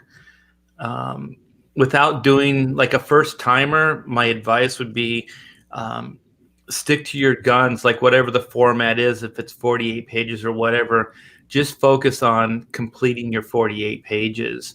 And as much as it might seem, it might be tempting to do more, just do a follow-up, just do another story down the line.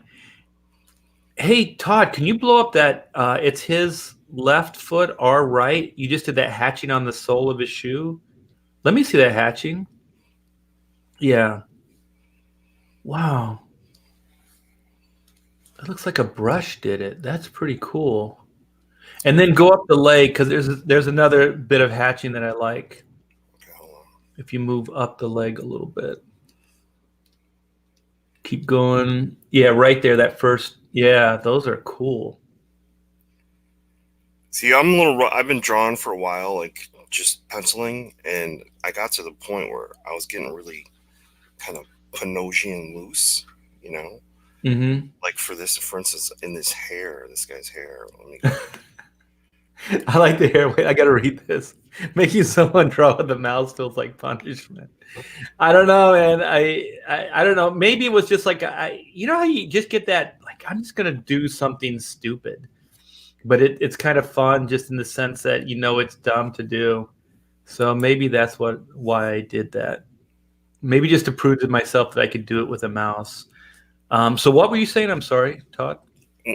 So I've been penciling this for about this page and another one for about a week now, and I really started to loosen up, and where I know I'll tighten it up with inking and stuff. So it's sort of a different feel, you know what I mean? So right now I feel kind of rusty inking, and I'm even moving around between a couple tools that I like, and I'm not really getting. So I don't know. I hope I probably won't re-ink it, but I gotta really get. It's almost like a different skill altogether, That's a great looking face, though. Yeah, you know what I thought of when I need a guy who has, because you have a guy who's a guitar player in Chrono Mechanics, and he's carrying a lot of the weight of the comedy just in his gesture and his face. Of the things I've seen. Now you have the caveman looking guy and stuff like that, but that one particular dude with the big nose and the long hair is really like holding a lot of the scene weight. If you've ever taken acting, you know there's always characters that steal scenes. There's actors that steal scenes. It doesn't matter who they're with. For instance, like what's the guy that used to be a fireman? Steve Buscemi, right? Okay, yeah. These guys they steal scenes, and it doesn't matter the subject matter. He's become a much better actor now, and he's probably more polished. But when he was young, it was just a scene stealer, and it's really in their face, in their gesturing, in their like you talk about gravity. The character has a certain gravity to him, and he becomes more than they kind of come to life. And this character, I felt I wanted to go with something that was recognizable. These characters are all in Florida, so like I said, Mike doesn't know about this. This guy was supposed to be alone, and I put one of his friends with him, and this guy's sort of a Jewish looking guy that hangs around with the rednecks in Florida. So hopefully he likes it, because it really needed it. You know what I mean? I think he will. I think it's a great design. That incredulous look. He doesn't even have to add any lines to the guy the guy's just there. Like, okay, here's what's going on, right? So there's say there's a senator in there, and he's in the motel room with a prostitute, and the prostitute is this huge black man dressed as a woman. Oh, is that what that last panel is? That's the man dressed as a woman coming out. That's hilarious. So they're put on a task to just get a photo and used for blackmail, and I just felt like the whole weight of this whole thing is in this guy's reaction. Like he's just gone. He's just a bumpkin guy going on along for a ride. He puts his ear to the thing and he hears what's going on. Like it's almost like he didn't know, you know. And so his expressions come from, oh my God, this is what is going on. It's two men in there, you know.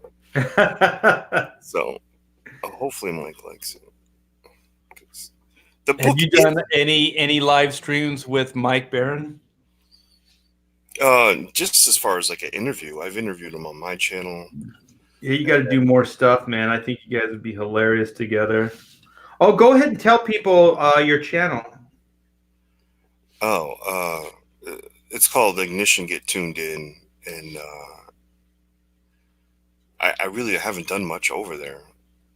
I've been really laying low to try to get a few things done with this and Terrific, doing the Thor type character. But you do a lot of interviews with comic book creators and different things on your channel, right? Well, I have, but I was doing those on the channel that we created. Oh my God, I'm forgetting the name of it. What the heck is the name of it, Art? Well, I don't know. You're supposed to remember. You did an interview. Do you remember? We got up. We waited until you got up because you live out in the. Is this the one that you do with Chester? Yes. Yeah. It's not fan speak, is it? No. It was on our we created a little channel to try to give people a place to come and go if they wanted to be a part of. I'm trying, Todd. I don't know. You put Todd on the spot here. Why am I forgetting it? All I got to do is open up Facebook, and I'm sure there's going to be something. When was the last time you did a show? Oh, IndieCom TV. Oh, God, I'm glad I didn't have to open anything up to get it. Yeah, IndieCom TV was. We were trying to create a co-op place where people who had books that they were launching would come and use the audience that we built, and it just really didn't go fast enough for me to feel like, how much can I do this? I was really hoping to get other people to do it. Like, you have a book now, you want to launch, you come and help build this audience while you do your own. And we already have, 700 people. Let's take it from there, and hopefully, we all grow this together. And there was just a few people that were rowing. And of course, we also had Preston, who was one of the rowers. And he's a, what do you want to call it? A magnet for trouble? He's a trouble magnet. Or even a little bit of a troublemaker, So, he's devilish. Yeah, he's... And I know it's a shtick and all that. This guy... He doesn't need the comic book money. He just enjoys the comic books. He enjoys being a creator. What he's hoping for is one of his things gets optioned for a movie, and it gets made into a movie, and that's really what he's, hoping on. Well, those things are totally out of his control. So if he's looking for that as his payday, good luck, man, because it's probably not going to happen. Does he have Hollywood connections? Yeah.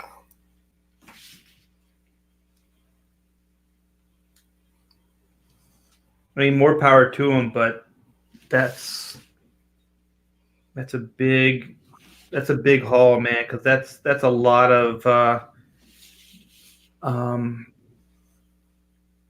it's just out of your control. You know what I mean? There's so many different people and entities that you have to convince to make a movie. A Yeah, comic book has less moving parts.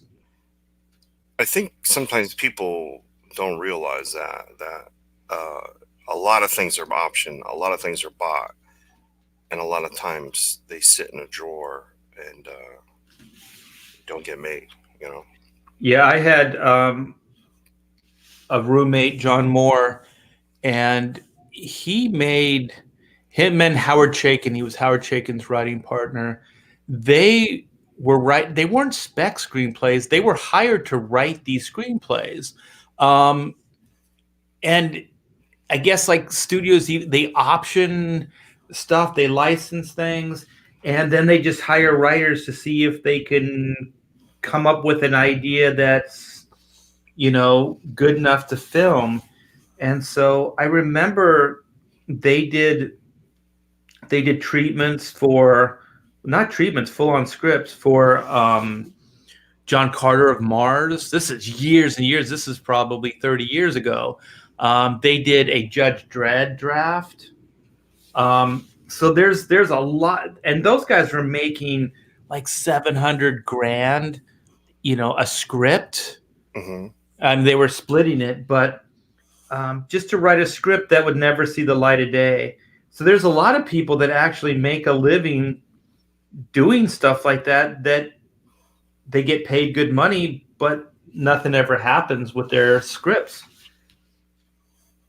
The guy I wrote the Chrono Mechanics movie script with, he's worked for Platinum Studios and some other places, and he's got screenplays written, but nothing's ever been made.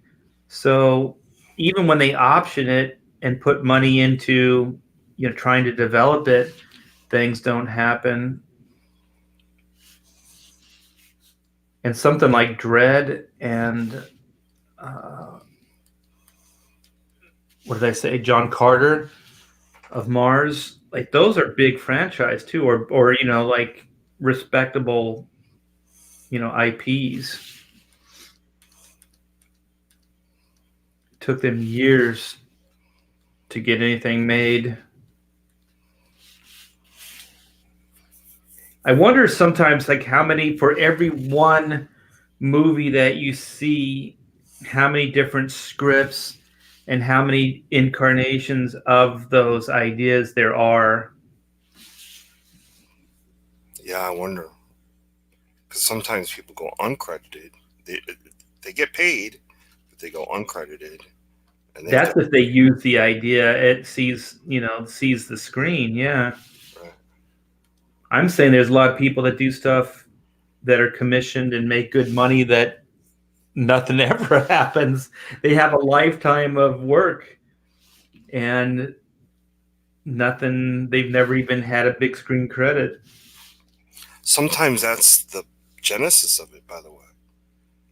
That they like what this guy did, but his name isn't going to bring anything. So it gets turned over to somebody, for instance, like a David Goyer or whoever. And then they build upon it. And because that other guy's been paid, he has no rights to anything. It could be, well, David Goyer came in and added a character and changed about 30 lines. And boom, they got David Goyer's name on it. It's a more cached name, and the guy who actually, the tooth and the meat of the whole script is his life's work. His name never gets a credit. Yeah, that happens a lot. I saw like some behind the scenes stuff on the Prometheus movie. Yeah. And there was, I guess, is that Fox? I don't know who had the Aliens franchise, but I think it was Fox. I don't remember, but there was the screenwriter, and I guess the heads of the company knew this guy, and he was there pitching something, and then they called him in for a meeting, And they said, "What do you think of Alien?" And he's like, "Well, I'm here with my script here and stuff." And like, well, what do you think?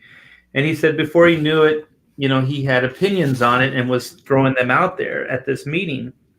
And so the next thing he knows, they're asking him to write a treatment, write a screenplay, all these things. And so he did.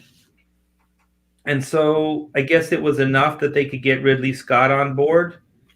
And so, as soon as Ridley Scott got on board, they gave it to, what is that bad robot guy? He did Lost, and they got one of the, Lindelof?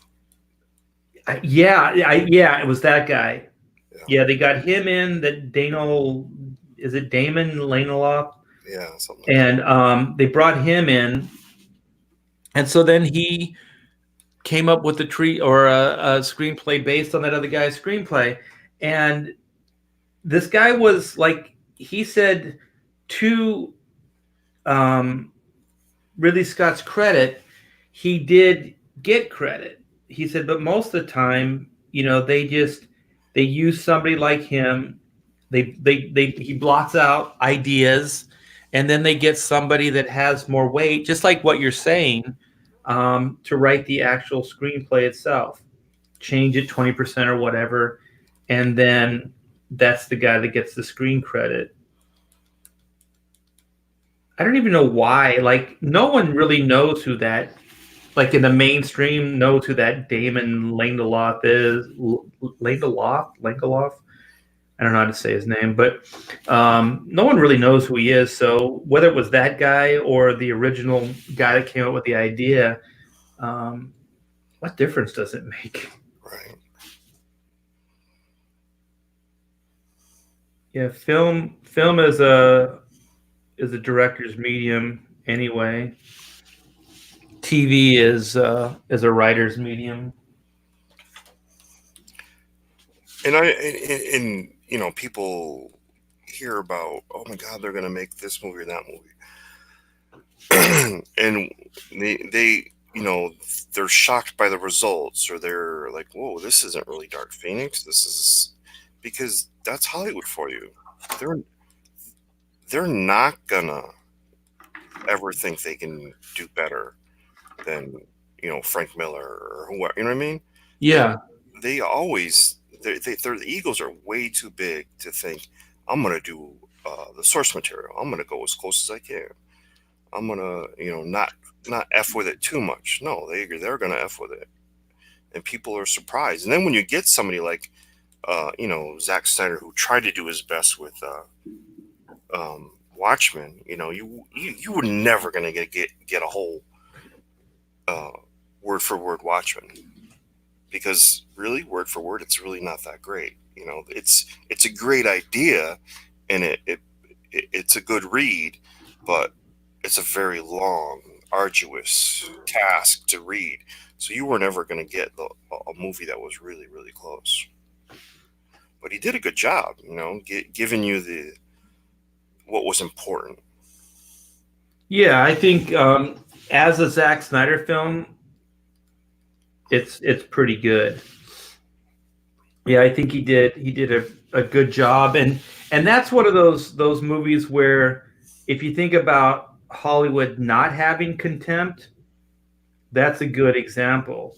Like, it seemed like it really was almost a panel to panel, like, tribute to the comic book.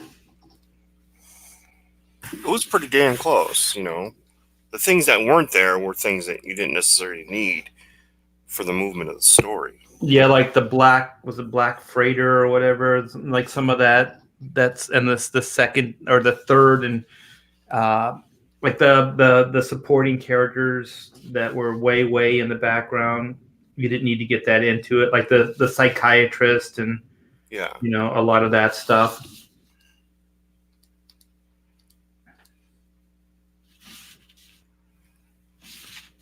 And even what was the midget dude in the penitentiary with Rorschach? Oh yeah. Like they didn't really get into his backstory or any of that stuff. So That's actually something that's actually pretty good in the book. But yeah, and it's totally understandable. Like you can't. There's no way 2 hours. right. There's no way you can do that. So that's one of the few places I'll actually defend that Zack Snyder is The Watchmen. I think he did a pretty good job.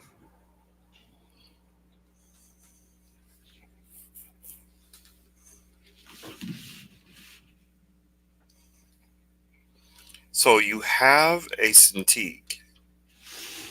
Yeah, Wacom. You're not talking about like a bamboo. You're talking about something that you can see what you're drawing on. Yeah. It's got the screen and everything. A friend of mine got it for me thinking that it would help, and he's probably right. But I never have the time just to mess around and learn new things. Like everything I learn, I have to learn to get something done that day. And so I don't have a lot of downtime just to learn. So I want to do it. I'm not opposed to it. It's just a matter of finding time to do it. Everybody says like, oh, it'll change your life and everything, and it probably will, but it's just a matter of finding time. Would you say it saves you time, or is it just kind of like a lateral? It does save me time. Yeah, and I never got really good with traditional tools. Well, remember, I'm older like you, and there are great pens now. You know what I mean? Pip pens, and you name it. There's really good pens. But back when the best tools you could use were brush and nib, I was useless with a nib. I'll tell you that. And I just didn't have the right teacher to get better with a brush, because I think there's a lot of technique that comes into play with a brush. And unless you have somebody show you, which you do now, okay. Remember, you got Richard Friend, who you're on YouTube. Richard Friend's on YouTube. There's other guys on YouTube, but this is prior to that. When I was learning these tools, you didn't have this kind of stuff to go watch and go, oh, okay, I see what he's doing. Oh, I see the drills he's doing before he gets going and getting your hand. You know what I mean? That stuff wasn't there. So I'm trying to learn without anyone to teach me, and I just never really got any good with them. Yeah, I never had a teacher, but I think I was always good with like tools. Like I think there are people that are just good with like tools, like hammers and wrenches and just tools. And I think I innately just kind of had that ability. So I think sometimes it's an aptitude, like you just kind of have it or you don't. Drawing is more of a process. Inking is more of a performance. So drawing is always a matter of like drawing a line, erasing a line, trying new things, moving this here, moving that there. Like inking is more, you put the line down and that's it. There's nothing else to it. There's no changing. There's no reworking. Really, it's just kind of a performance. So whatever it is that you throw down, that's the performance. See, with that being said, I feel like I'm way better, and I do save time using the digital tools. Well, I know a lot of people get crazy uptight, like because you can destroy your drawing with ink. You know what I mean? Like if you're not careful, you could have like a beautiful drawing, and you could just totally destroy it with the ink. if you're not careful or you don't know how to do it. And I There's a think lot. that's like a big thing for most people, because like everything you're inking now, you could kind of go back. You could always go back to your original drawing. You never fully lose anything, but if you ink right over the pencils, they're gone. You know, you can't get that back. So I think for a lot of new people, I'm sorry, for a lot of new people, it's a little nerve wracking. You know what I mean? Because they're like, oh man, I screwed up my drawing. I'll never get that back. Right. And that's the other thing about digital that has, I don't lack any confidence, you know. I mean, I go through like certain things. I go, oh man, I'm not really inking good today, or whatever. But it's not about the confidence anymore, which I used to lack. You know, I don't have that issue anymore. It's more or less, you know, serving the story. You know, I'm more of a tactician, and I've never been one of those people that spends a lot of time drawing, you know, Wolverine or Superman or whatever, uh, to be flashy. I'm always serving what I want to do or what I'm doing, or I'm working on a story, or I'm working on my own stuff, or I'm working on a job. I never have been one to take much time, uh, you know, showing how cool I think I am drawing things that aren't mine. Yeah. And I think that comes with, you know what, I really want to be able to do this, and I want to be good at it. And I feel like, you know what, the best way for me to be good at it is be a good storyteller. Yeah, and that's really your main job description, is that. I remember when I broke into comics, so many years ago, that it was always, the emphasis was not on necessarily your drawing skill, it was on your storytelling ability. Could you make a point? Could you make characters um, that are compelling? Could you draw them? Could you put them in interesting compositions? Can you get a point across with your images? That's a big thing. And one of the major complaints that I hear from editors today are that kids breaking in don't know how to storytell. They know how to create pinups and splash pages and stuff like that, or like more cover type illustration, but they don't really know how to tell a story. And so when you talk about your emphasis is kind of on story, I think that is what your emphasis should be on first and foremost. Then, you know, drawing aesthetically pleasing, and then, you know, I guess trying to craft a style, I guess.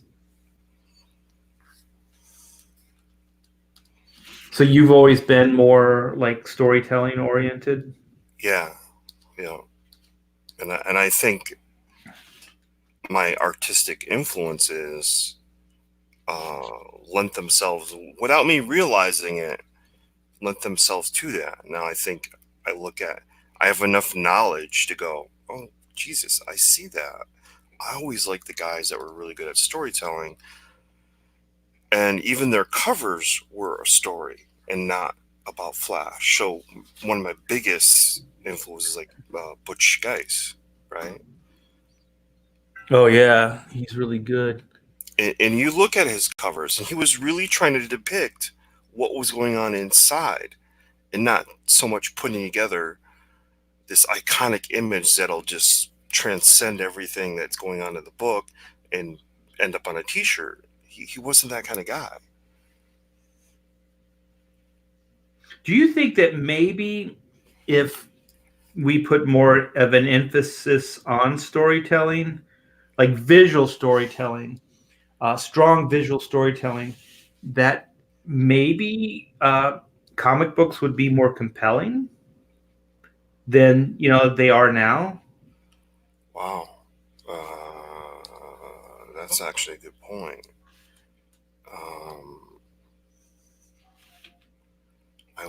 That's a good point because those guys are there. The Lee Weekses, the Steve Eptings. These guys. Oh my gosh, Lee Weeks and Steve Epting. Yeah, those guys are great. Butch Geist is still doing it, and Jesus, I don't. There are guys that don't get credit for their style. Is maybe not something that appeals to everybody, but they're solid storytellers. Like a Rick Leonardi. Rick Leonardi. Oh my gosh, I want to ink him so bad. If anybody knows Rick Leonardi, I think him and I would be a killer combination, because the only thing I see kind of lacking in his current work is just a strong inker, like a strong style over his work. But go ahead. I'm sorry, I derailed you when you said Rick. Yeah, that's all right. The Leonardis, the Paul Pelletiers. People look at their work and go, it's not as appealing as a Jim Lee or a Rafa Sandoval or Ivan Reyes, but those guys are focused on telling you a good story, and they're moving the camera all over the place, and everything that they draw is believable from every angle. And I'm of the opinion that every artist can do that.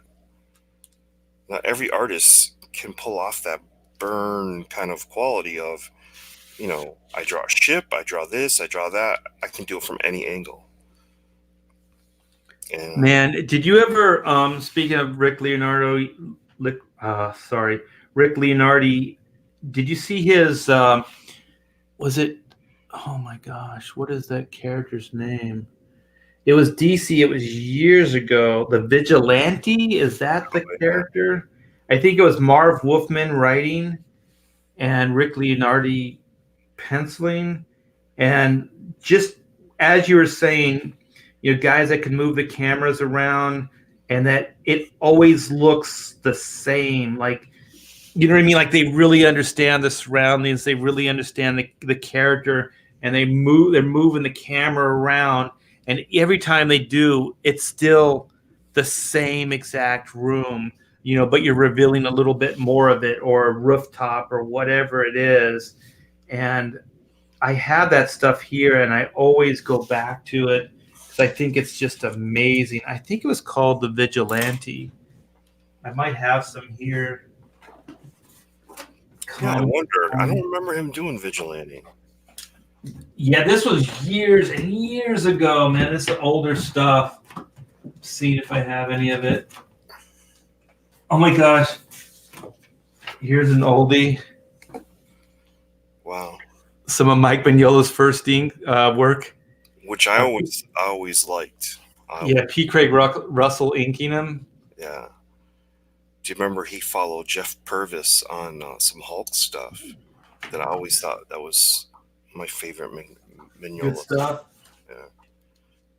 Yeah, I always have that Rick Leonardi stuff right here for inspiration, because it always does it for me.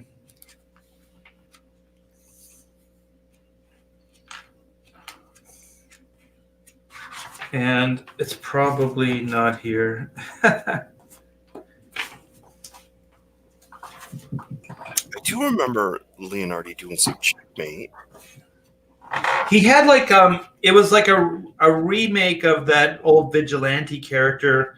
He had like a motorcycle helmet on or something. Oh, okay. Like that was the redesign. He kind of looked like it had, how like the motorcycle helmets have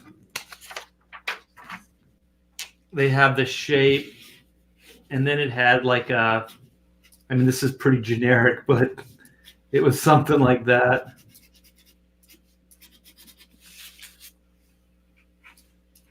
Yeah, it was just kind of a helmet.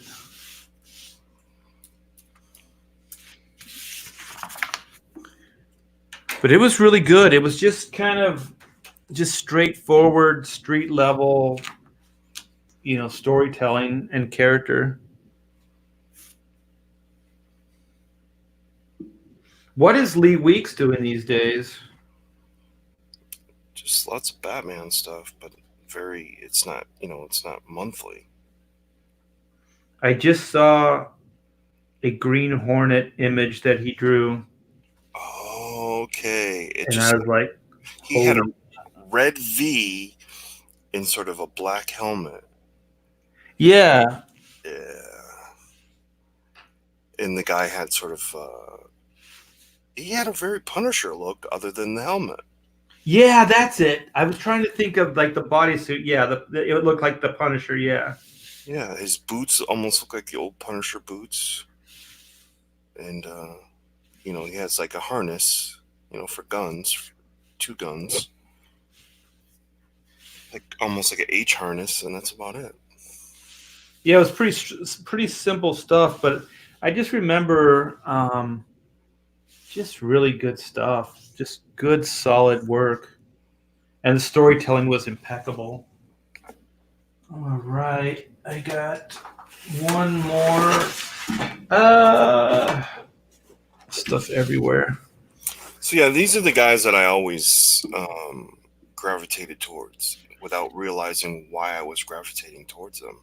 And then I realized it was they had a unique ability in their storytelling, Yeah, your approach is definitely like your style is more brush oriented. So I could see, like, if I was going to ink you, I would definitely be using a brush.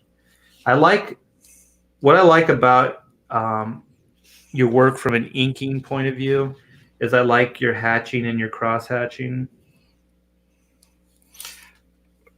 Do you like that I don't overdo it? Is that no? I like the way you do it when you do it. Oh yeah. It looks just like something I would want to put ink over. Well, I'm game for that thing you talked about. That's a whiles away, right? What's that? I said I'm game for that thing you talked about, but that's a whiles away. You're talking about next year. Oh, yeah.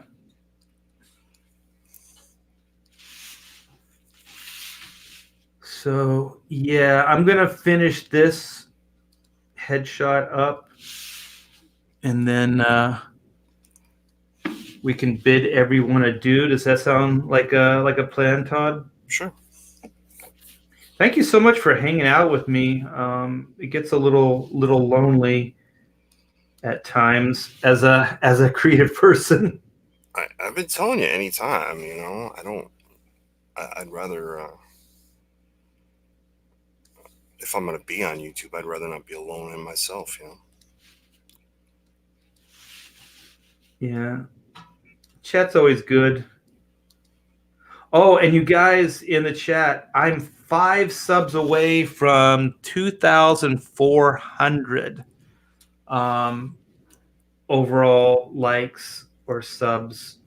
So if you know anybody that likes this kind of content, please turn them on to the channel.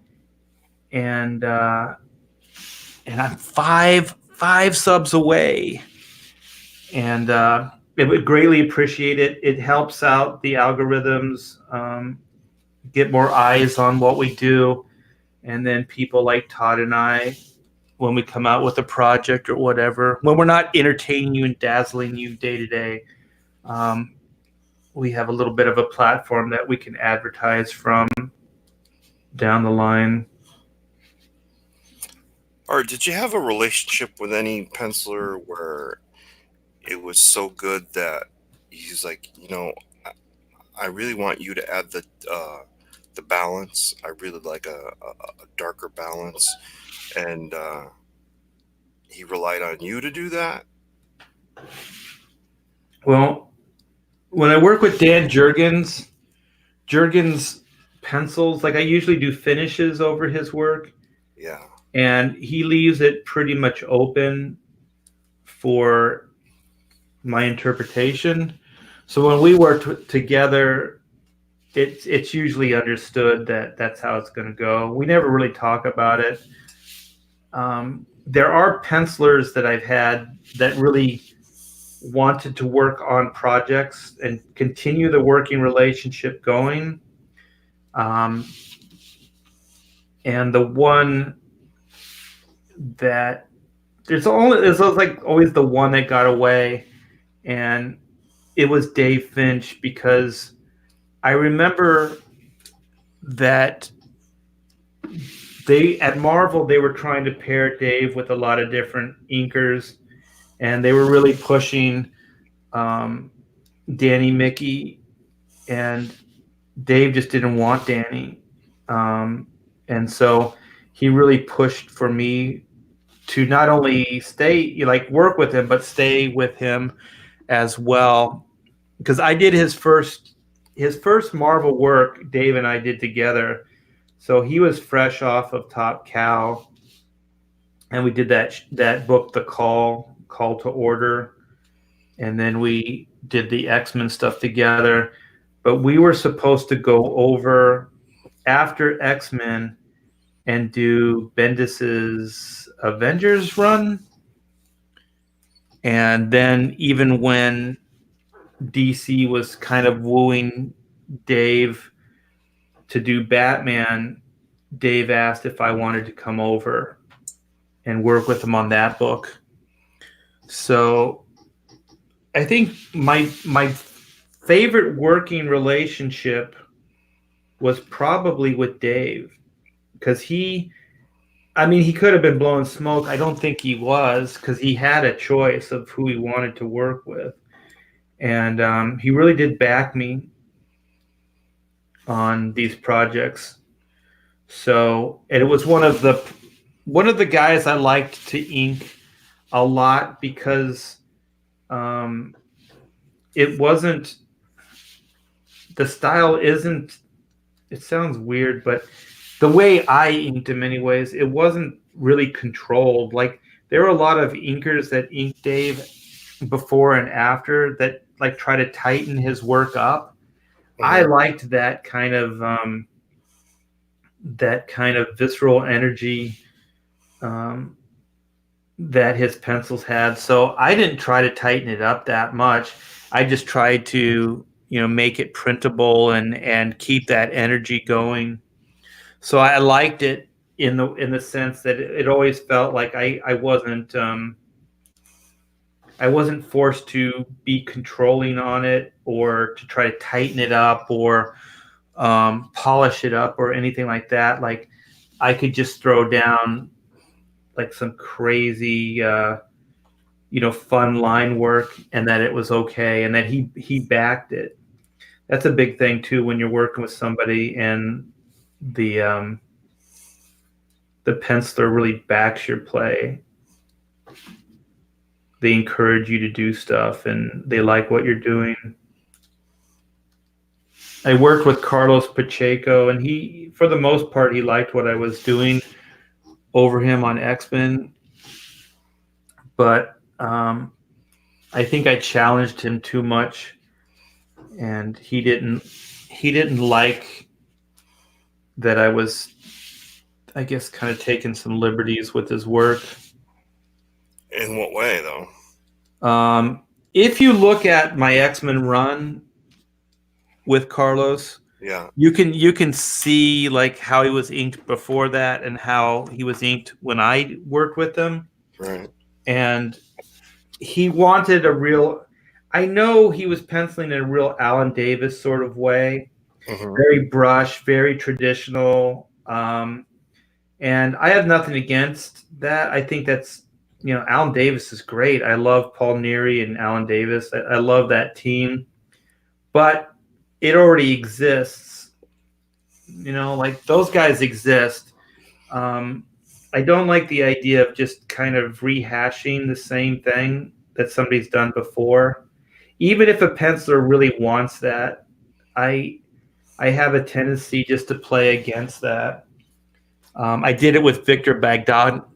I I know don't your model, yeah. know. On the Arkham Knight stuff. That was his first pencil work, and he was penciling really like Grey Capullo, and I didn't ink him like Grey Capullo.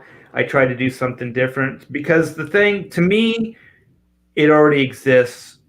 Do you want to be compared to, oh, this is a watered down version of Alan Davis?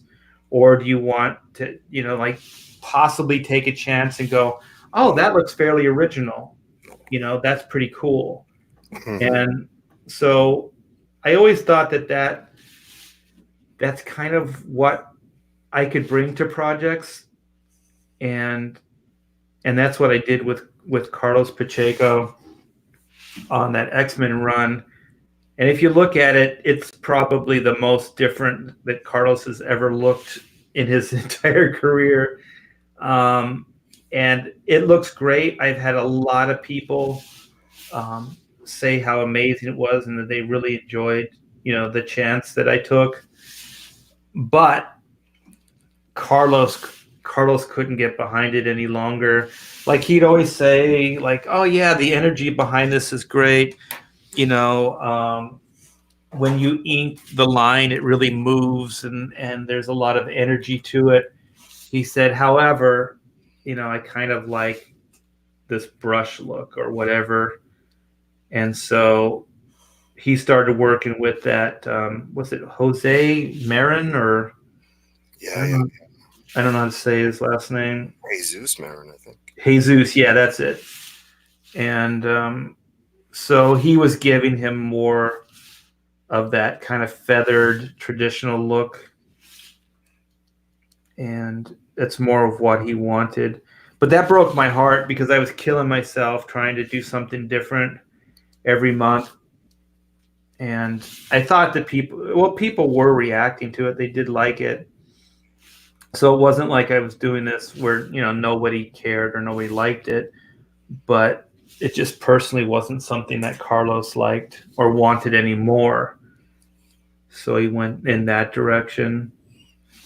And that's part of the industry that I find really weird where, sometimes you work with people and they just want it to look like somebody else, like, no, do you want to try to do something original or do you want to do something that's like everybody else? Well, have you ever just exclusively inked anybody with brush? Yeah, a lot of the early Superman stuff I did with not Bagley, with Dan Jurgens was all brush. And when I inked Rob Liefeld, I would sit in on some of. Sometimes we'd be working together in the studio, and he'd just have me ink a panel or something of Hawk and Dove, and I would do that with a brush. And I just remember when we would do that, like I started off as a brush guy, believe it or not, like exclusively, and then Rob was like, "There's this pen, you have way more control with it," and he would always like push the pin thing. He was funny because I believe he thought that Carl Kiesel was inking that Hawk and Dove stuff with a pin, but Carl was inking that with a brush. It's just very controlled.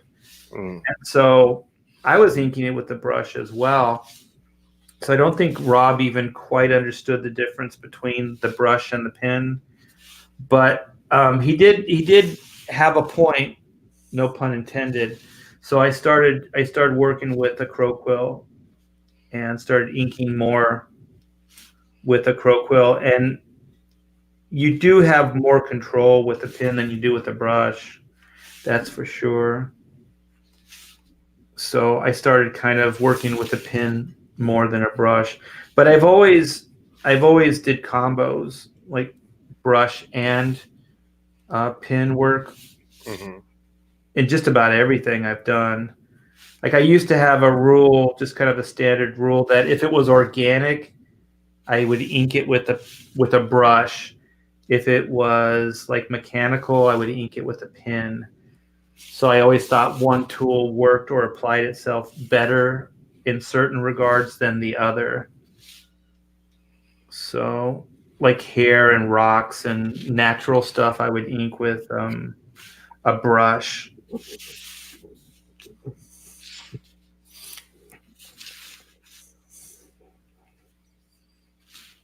So when you were working practical, with inks and stuff on your own work, what did you use more, the nib or the brush? Brush. I just could not. I'm a lefty, and I think there's something about being a lefty and the nib and the whole thing. Again, remember, this is pre-YouTube. Maybe I'm not. Maybe there's something I'm not privy to. I just cannot stop digging in. I'm kind of heavy-handed, and I don't know. Oh, I know what you're talking about, where the nib would dig into the paper. Yeah. Yeah, there's like a grain. There's kind of a rhythm to it that you have to learn, because there's the paper grain, and then there's the way the nib organically works. And if you don't move it in a certain way, then yeah, it'll dig into the board. And that's what I think. I wasn't, I couldn't, no one could teach me because I didn't know anybody when I was using this stuff too. I don't even think it's that, not to contradict you, but I think it's just, like I said, like there's some people that just have, they have more of aptitude with tools, and they can they're more tactile, and maybe you just never were. Well, You know what I mean? I am. I actually learned, I worked at Smith & Wesson and learned how to polish and engrave. Oh, okay. Yeah, so I'm actually very good with, and I didn't know that I was, by the way, when I went there. I am very good with that kind of stuff, and machinery, and I actually changed how, like they used to bore a barrel and then rifle it. Uh-huh. And I said, we can get rid of this process now with these new CNC machines. You guys don't have to bore these barrels. Because you do it after heat treat, and boring is just another, like you bore each barrel, then you rifle each barrel, and it was just tedious. You're doing the same exact thing. All you're doing with a bore is making the hole bigger. I'm like, why don't you guys just Do it once, yeah. machine these bigger? So they got rid of the whole boring idea, and they don't even do it anymore. They should have paid you more money. It took somebody to like work with them with the process that had the aptitude for knowing, where the nuances needed to be. Not nuances. What do they call it when you're manufacturing? Almost like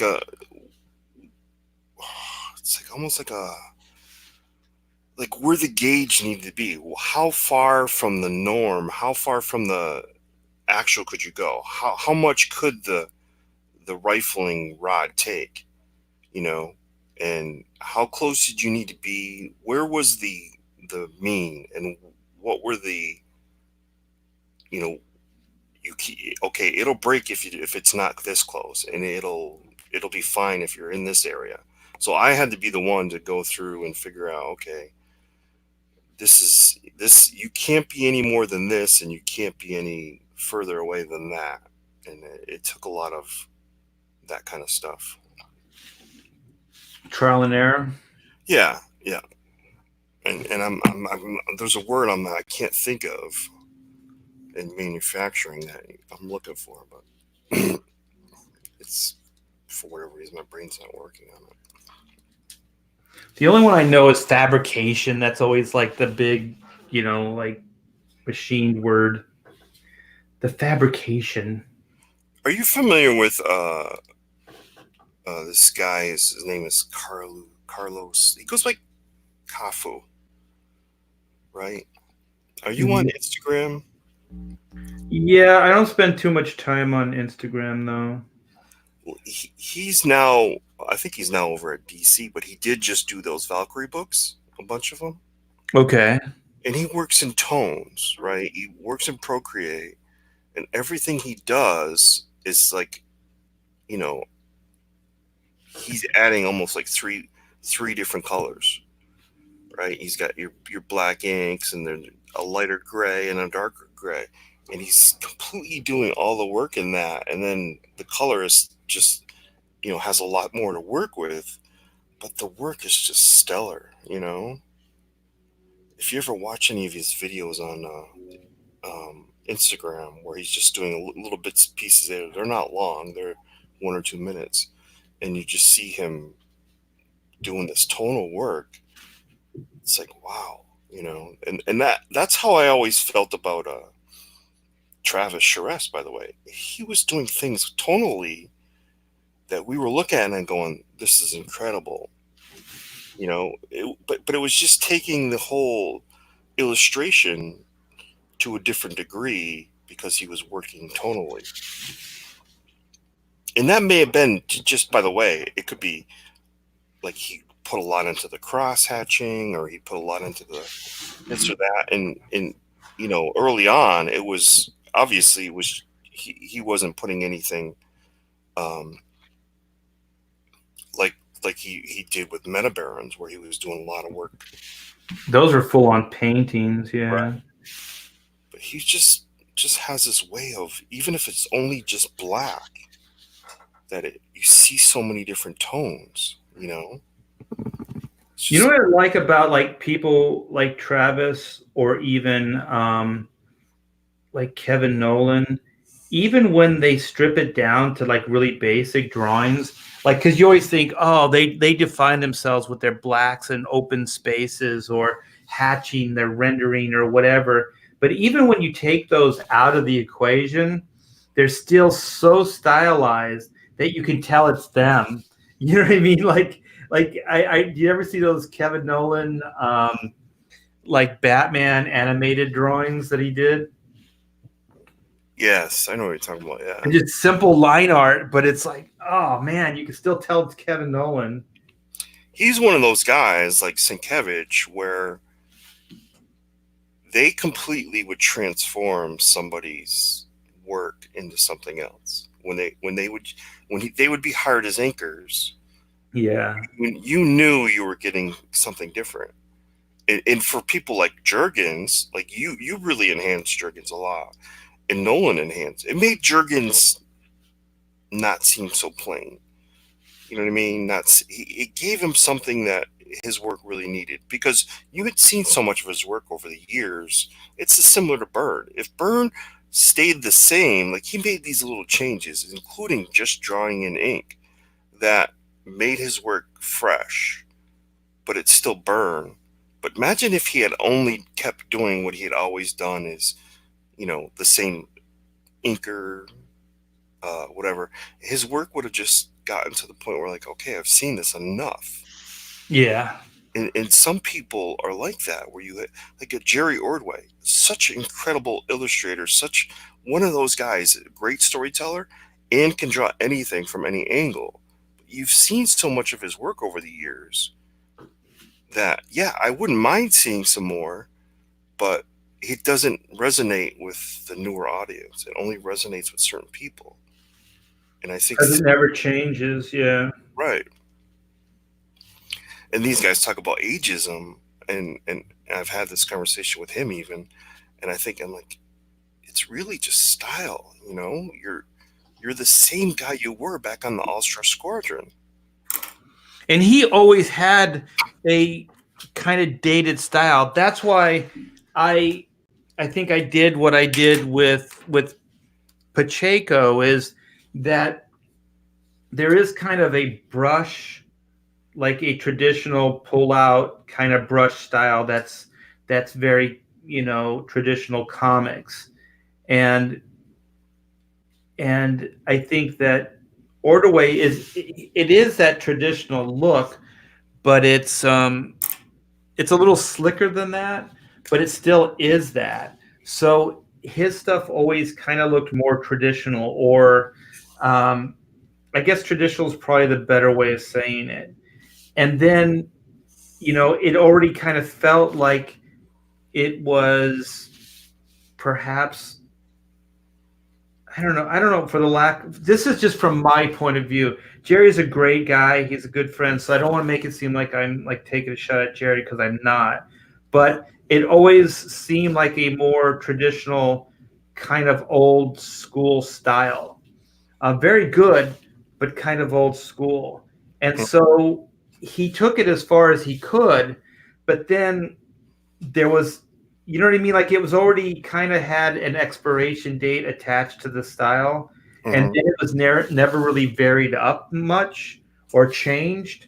So then it just kind of, for the lack of a better term, stagnated.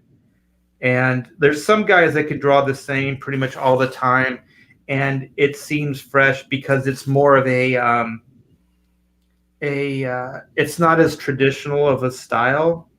I'm trying to figure out like the words, because I don't want to be insulting, because it's all good, and Jerry's a brilliant draftsman. He's a brilliant artist, but it just kind of didn't age as well as some of the other styles have. Like you could look at, I don't know, you brought up what was it? Bill Sienkiewicz. And like he's drawn pretty much the exact same as he always has, but the style always seems more progressive. It always seems more like it's contemporary. That's all. That's the only way I can put it. And so I think that sometimes these things happen when people don't vary up their styles. And it's sad, but it does happen. I think somebody who's really good at that, by the way, who has changed and varied up his style, is Ron Garney. Yes. Garney has drawn in several different styles over his career. Yeah. And all equally as good, I think. Yeah. Yep. Yeah, it almost seemed like to me, and this is just, I don't mean to insult anyone either, but it's like he was taking a look at what was going on around him and going, okay, these Kubert guys are pretty hot. So, and then he almost had like this Kubert style, like Adam and Andy. And he actually followed up one of them on Kazar, and I thought, wow, he's really doing something very close to what Adam was doing. Yeah, actually, I never put it together, or never thought about it until you put it together, that it was kind of at that moment was in that style. I think his new style is way different. Yeah, it's looser. And that's kind of what I'm talking about, like a non-traditional, like pull-out structure, where it's more kind of kinetic and just thrown out, kind of the way I'm inking this. And the thing about like me is, even when I think I'm being like very quick, like with this stuff, it's still very tight, like by most people's standards. I think it's just a personality thing. It's just kind of like how you draw, how you work things out. Because I do like to work in a looser style. But you also have a sure hand. I mean, you've been doing this for 30 years. Yeah, I think that's what makes it work and can tighten it up. And I think your approach to inking, from all of what you're saying now, was almost in that sense of knowing that this guy, he almost needs something. This either this could look exactly like you're saying. Obviously, Pacheco came out, and he was very much in the vein of Alan Davis, and same with Brian Hitch. Oh yeah. But Brian Hitch definitely found his own direction, and then his style became something that now I think, yeah, I can still see the old Alan Davis in there, his younger stuff, but it's something else, and it's very organic and Yeah. looser. And I think some guys don't realize that it depends on how old they are. You know what I mean? Like some of these guys might be older, and the young guys are coming up, and they're just so much more realistic and hyper realistic, and now people are going, oh boy, I really love this stuff. But it seems to be pulling back the other way now, whereas people are liking the looser stuff. Like I talked about Mac Chatter. They don't want it to look too realistic, or even I think what's causing this is when people look and go, oh, that's definitely digital. It looks too digital to me. Yeah. And I think it's pushing people to go the other way of loosening up, looking more the pen and ink style. Like what's his name was experimenting with those Mont Blanc pens, Brett Weiser. And I was like, wow, that's really fresh and exciting and new. And I don't know, like, I think he was doing his work digitally, though. So I don't know. He was doing a lot of concept work with this Mont Blanc pen, but I don't think he carried it over to his actual pages. But I was seeing something there that I kind of liked, Yeah. Yeah. It's fun when people try to shake things up. It's fun and it's interesting. And sometimes I like to shake things up just because I get bored, like I've done it a certain way for a long period of time. So now it's time to try something different. Like chronomechanics is outside of the box. So it's fun to try to work in a different style, something more unique. If nothing more than just to kind of break up the monotony of working in one style and to express yourself in a different way. And I like that. I'm a fan of many styles. Like I like a lot of different stuff, all for, different reasons. A lot of times it's not always the same reason. Yeah. Certain people grow on you too. Yeah. There's a guy, speaking of digital, that makes it look very, very organic. Is it George? Jorge Jimenez. Yeah. Yeah. I hate that guy.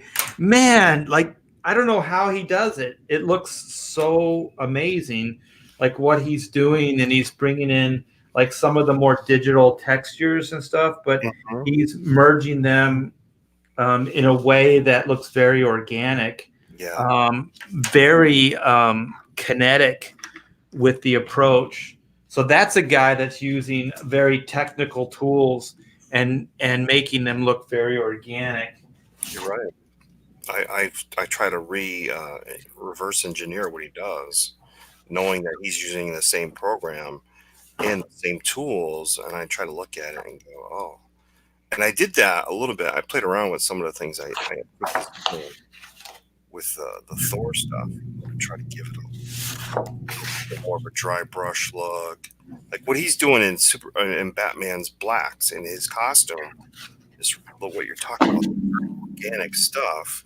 Is giving it a tonal quality where the light shines. It's not just a circle, and you're going to leave white there. It's a fade to, almost like a slow burn away from the light. And you see a lot of texturing and a lot of little dots and stuff like that. And I think that stuff's really cool.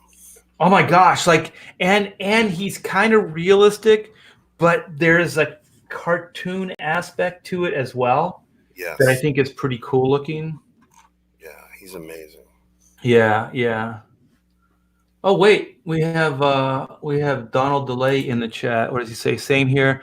I like to switch it up to fit the project. Yeah, man. The stuff you're doing on the Cecil book is way different than Brutus the Badass, And yeah, I'm telling you, man, once Donald gets more work out there, people are just going to worship this man.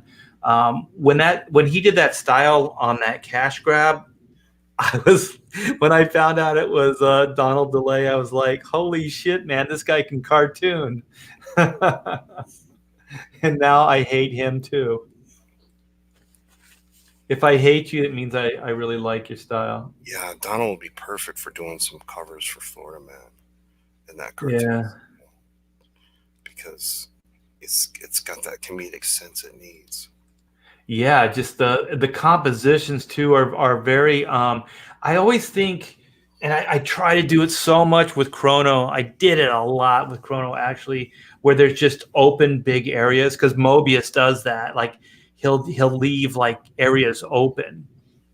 And I always think that takes a lot of confidence to not feel like you have to put something in those areas. And when I saw a lot of the layouts that Donald was doing for Cash Grab, I was like, oh, dude, you are a brave mofo. Because there's, what is it, one of the covers of the back cover where there's the subway station, and then there's just all this open area on the top. And I was like, oh my gosh, I don't think I would have had the cojones to do that. Donald's laughing. That's my Donald DeLay laugh. Hey, we got Kane White. Hey, Kane, what's up? I love the realism. X Mike Perkins, Diodata Jr. Have you seen the stuff that Diodata is doing on? I do follow him on Instagram. Some cool shite, man. Some really cool stuff. He's using the same program and using some of the assets that are already in there and using them in a different way. And I think it's kind of cool. Yeah, I think sometimes he overdoes it. With the halftones? Diodato, yeah, especially when there's color. Like if they were just black and white books, I think they would look awesome. Like he should just do black and white comics. But sometimes when the color, especially if it's heavy rendered color, it looks a little overdone for my taste.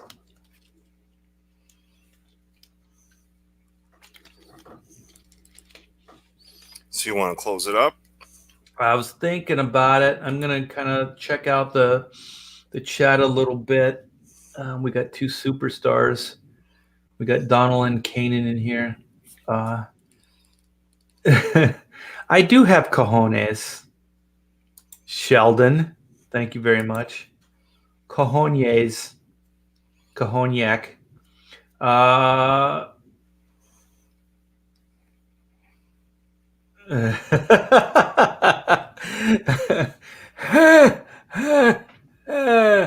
Well, that's what you sound like, Donald. I can't help it.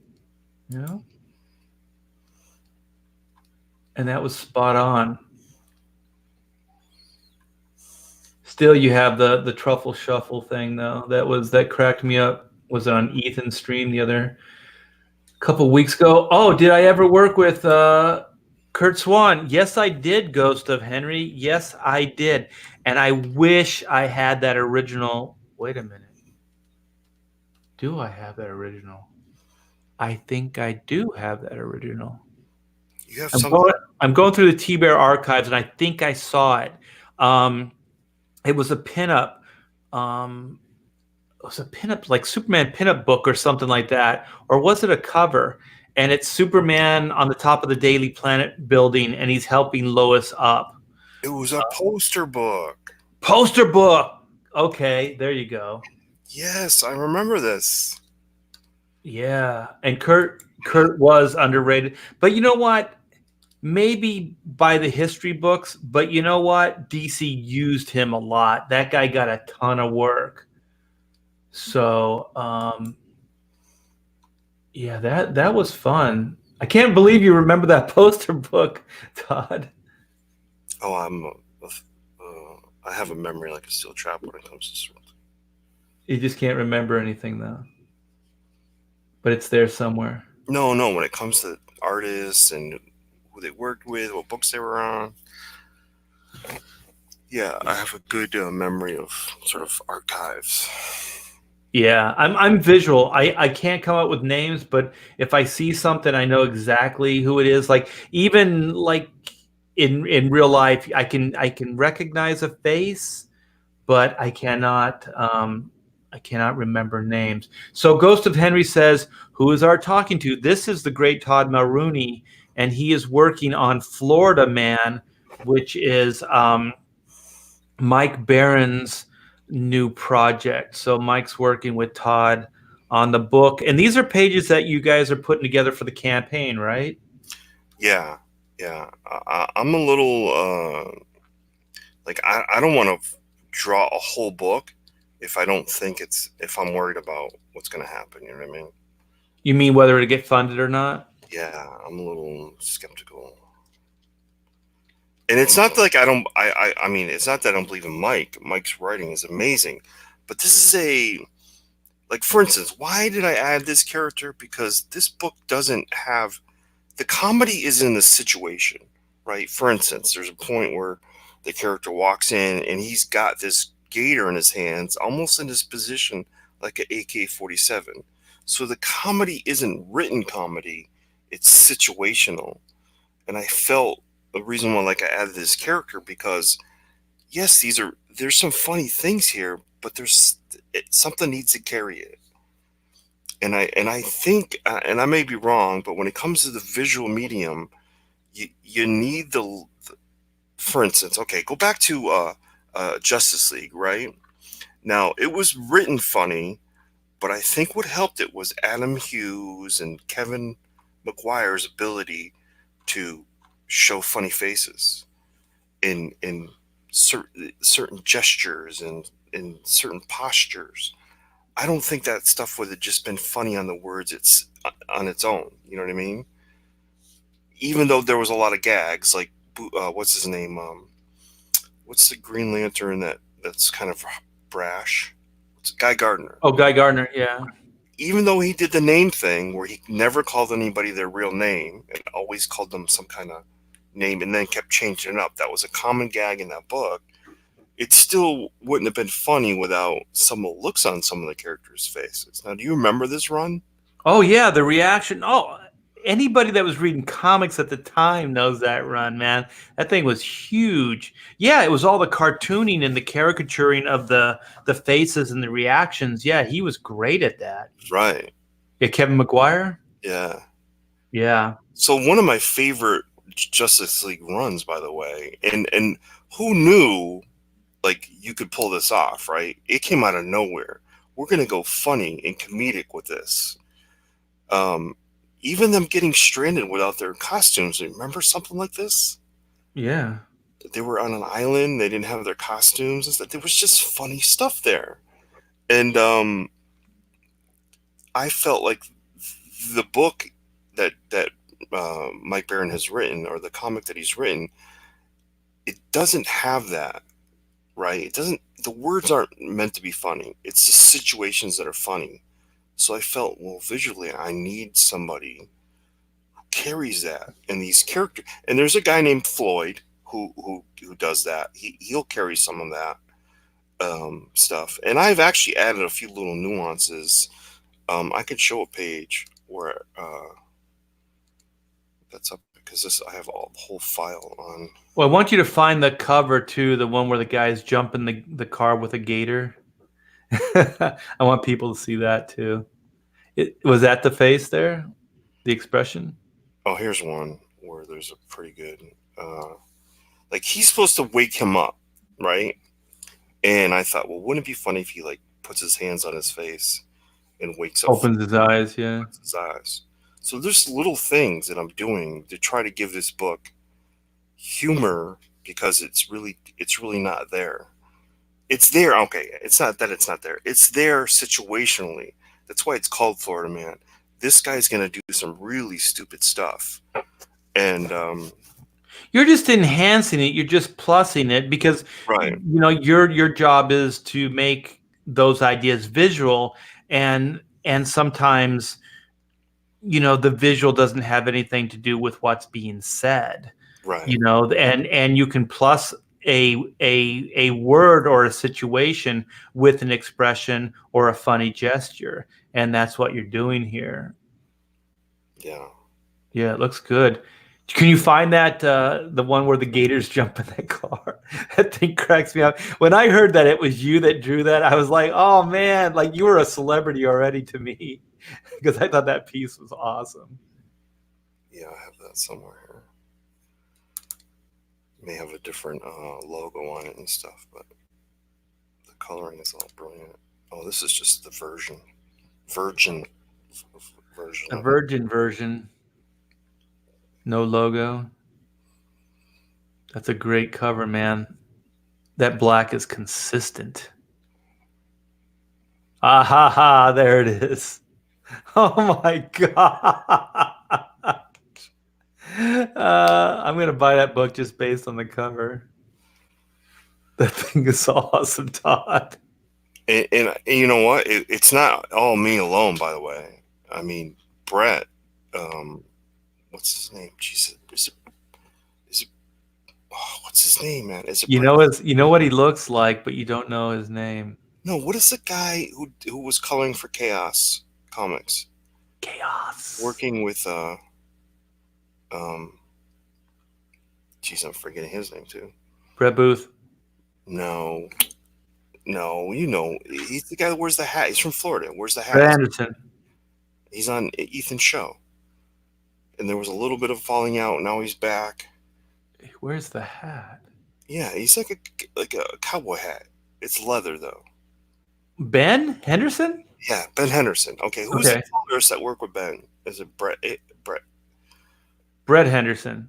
No, Brett something. Is it Brett Smith? Brett Anderson.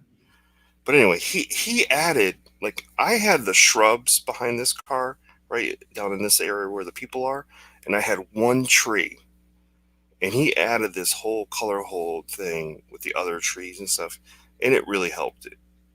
This is when you know, like, your work needs a pro colorist.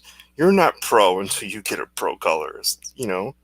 And I felt like, yeah, Ben Hennessy, that's it. It's actually Ben Henderson.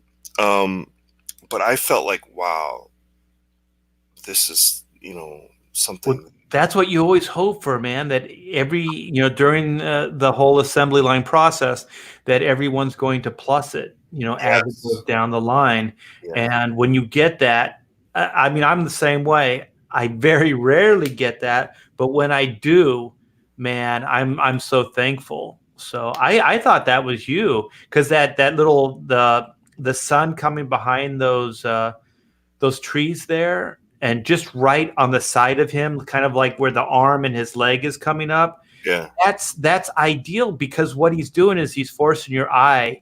I mean, you already have the design that's doing that, but the colors are actually backing it up compositionally as well, because there's a lot of things going on there. But by doing that sun coming down, the sun setting, you can actually focus your eye right over there.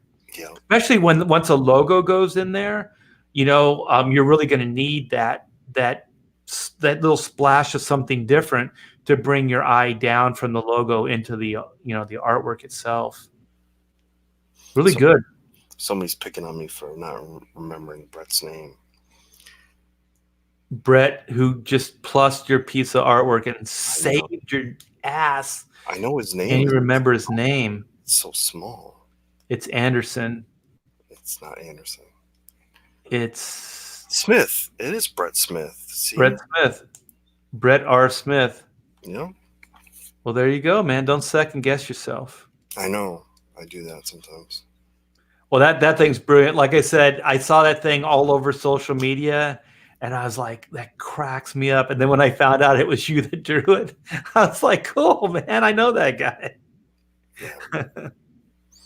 It was the one thing that a lot of people had seen when I went to the last convention I went to. And that made me feel good. Like, okay, you know who I am. That's kind of cool. Yeah. You're like, an idol, or you're like an influence, and I'm talking to you and you recognize something I did. That's pretty freaking cool. Somebody says, oh, wait, it just moved. Oh, why isn't he? Dallas, did I say, why isn't Florida man wearing a fanny pack? Well, you can't really tell. Like, he could be. Yeah. You can't really see his fanny. He's not a tourist, by the way. He's a redneck. Native Floridian, so you wouldn't see a fanny pack. Born and raised. You know, yeah. Floridian. And you'd see things like cowboy boots sometimes in these areas, and you know, it's a little different than what you think. But this guy has done the things that are the Florida man trope. You know, like he's going to rob a convenience store with an alligator. That's crazy. And funny. Yeah. Well, if you can get an alligator, if you can ride the back of an alligator that can jump like that, I think anything's possible. You know, because you know what I'm just saying, like if you were a lawbreaker and you had a police, you know, like they have you dead to rights, and you're coming at them with an alligator like that, I guarantee you they're going to flinch and they're going to get the hell out of the way. Right. He actually got somebody to draw a cover that he asked me to do, and I just couldn't wrap my head around it, getting what I thought would show, or what I thought would be as big a deal as this cover. And it was a bunny, like this guy on this alligator getting punched by a mascot who's in a bunny suit. So you told me about that, yeah. And so he actually had it done by somebody else, and it's fine, it's all right. But he asked for a cover because this was used for the novel, and now it won't be able to be on the comic book because it was paid and bought and stuff like that. So he asked for this particular guy using iguana nunchucks, and I've been trying to wrap my head around that to make that as good as this. You know, I kind of want to do is put this guy, this big. Let me shut this page off. Hold on. I want to put this transvestite or cross-dresser on a Vespa with a helmet on, but his wig in his lap. That's what I want to do, and I think that would be funny. But what do you think? I think that's hilarious. I think already based on what I'm seeing is hilarious. Yeah. That's why I didn't even realize this when he gave me a page that he said, I want you to do this one page. And so I had no context. I didn't know. He didn't tell me where it was from. And I'm so far removed from Florida man.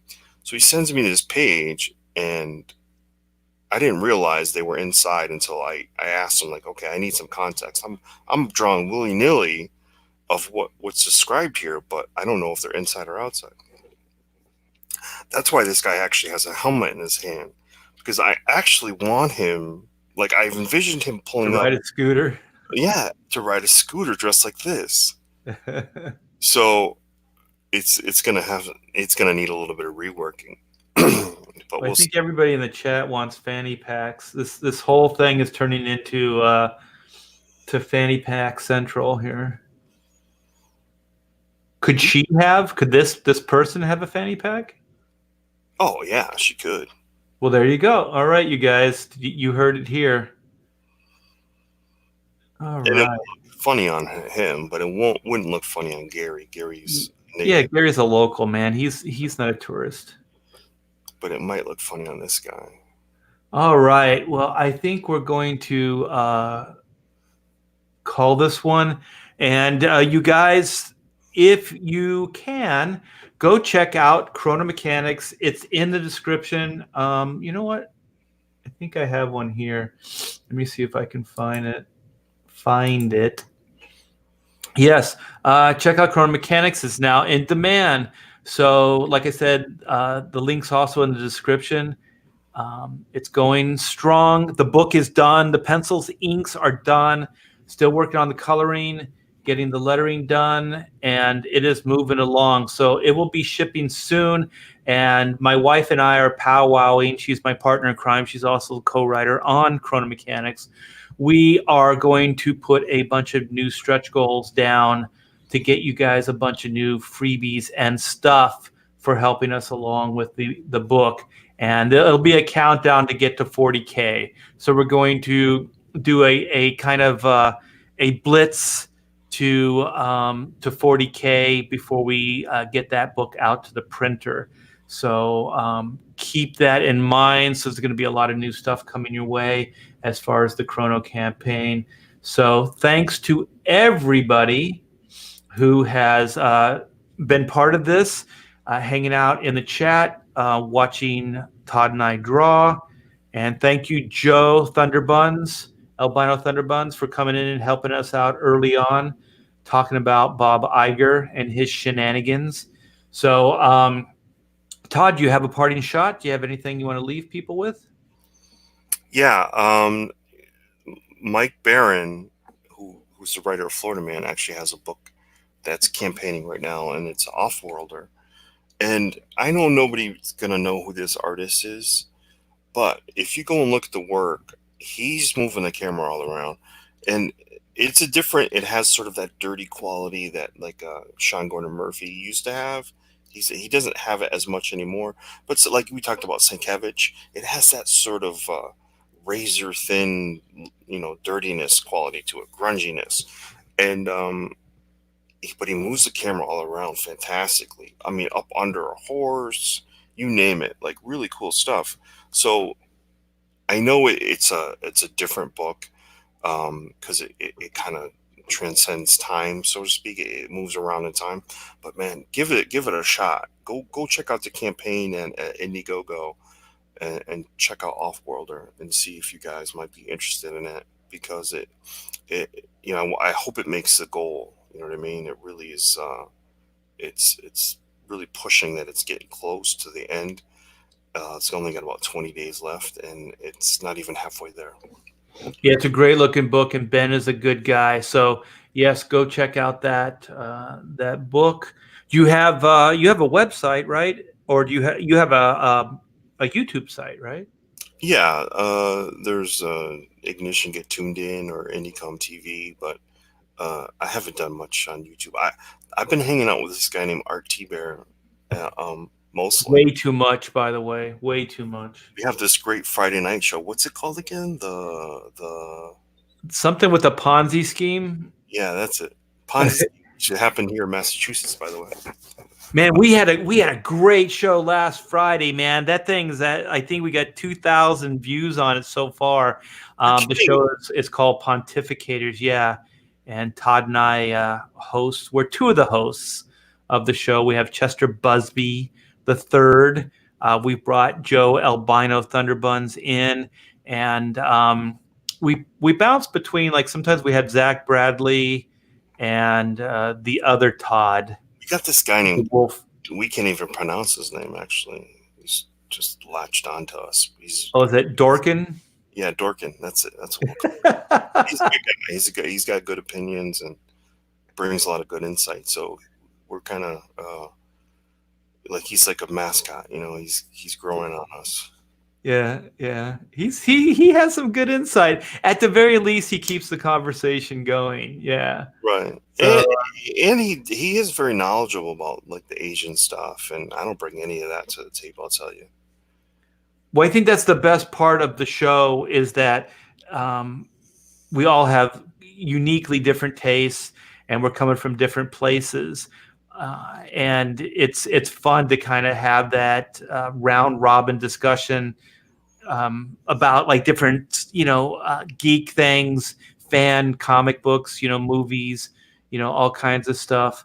And I was just thinking, how we were talking about doing the show this Friday about ripples, like artists that have ripples effects just based on their style or what they bring. Like sometimes there's an artist like Jack Kirby that can influence an entire generation of artists, or Neil Adams, these type of guys.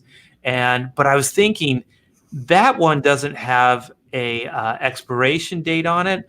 But have you seen this Robert Pattinson Batman stuff? Yeah.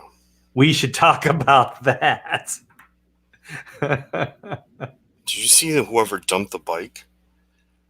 No, they They're dumped the bike. Yeah, they're driving through the graveyard, and he and starts they to crashed stop. it. Yeah, he starts to stop and skid because it's wet. And when there's this is a Hollywood trick. When it's night, they wet the road. They do that for the glare and stuff like that.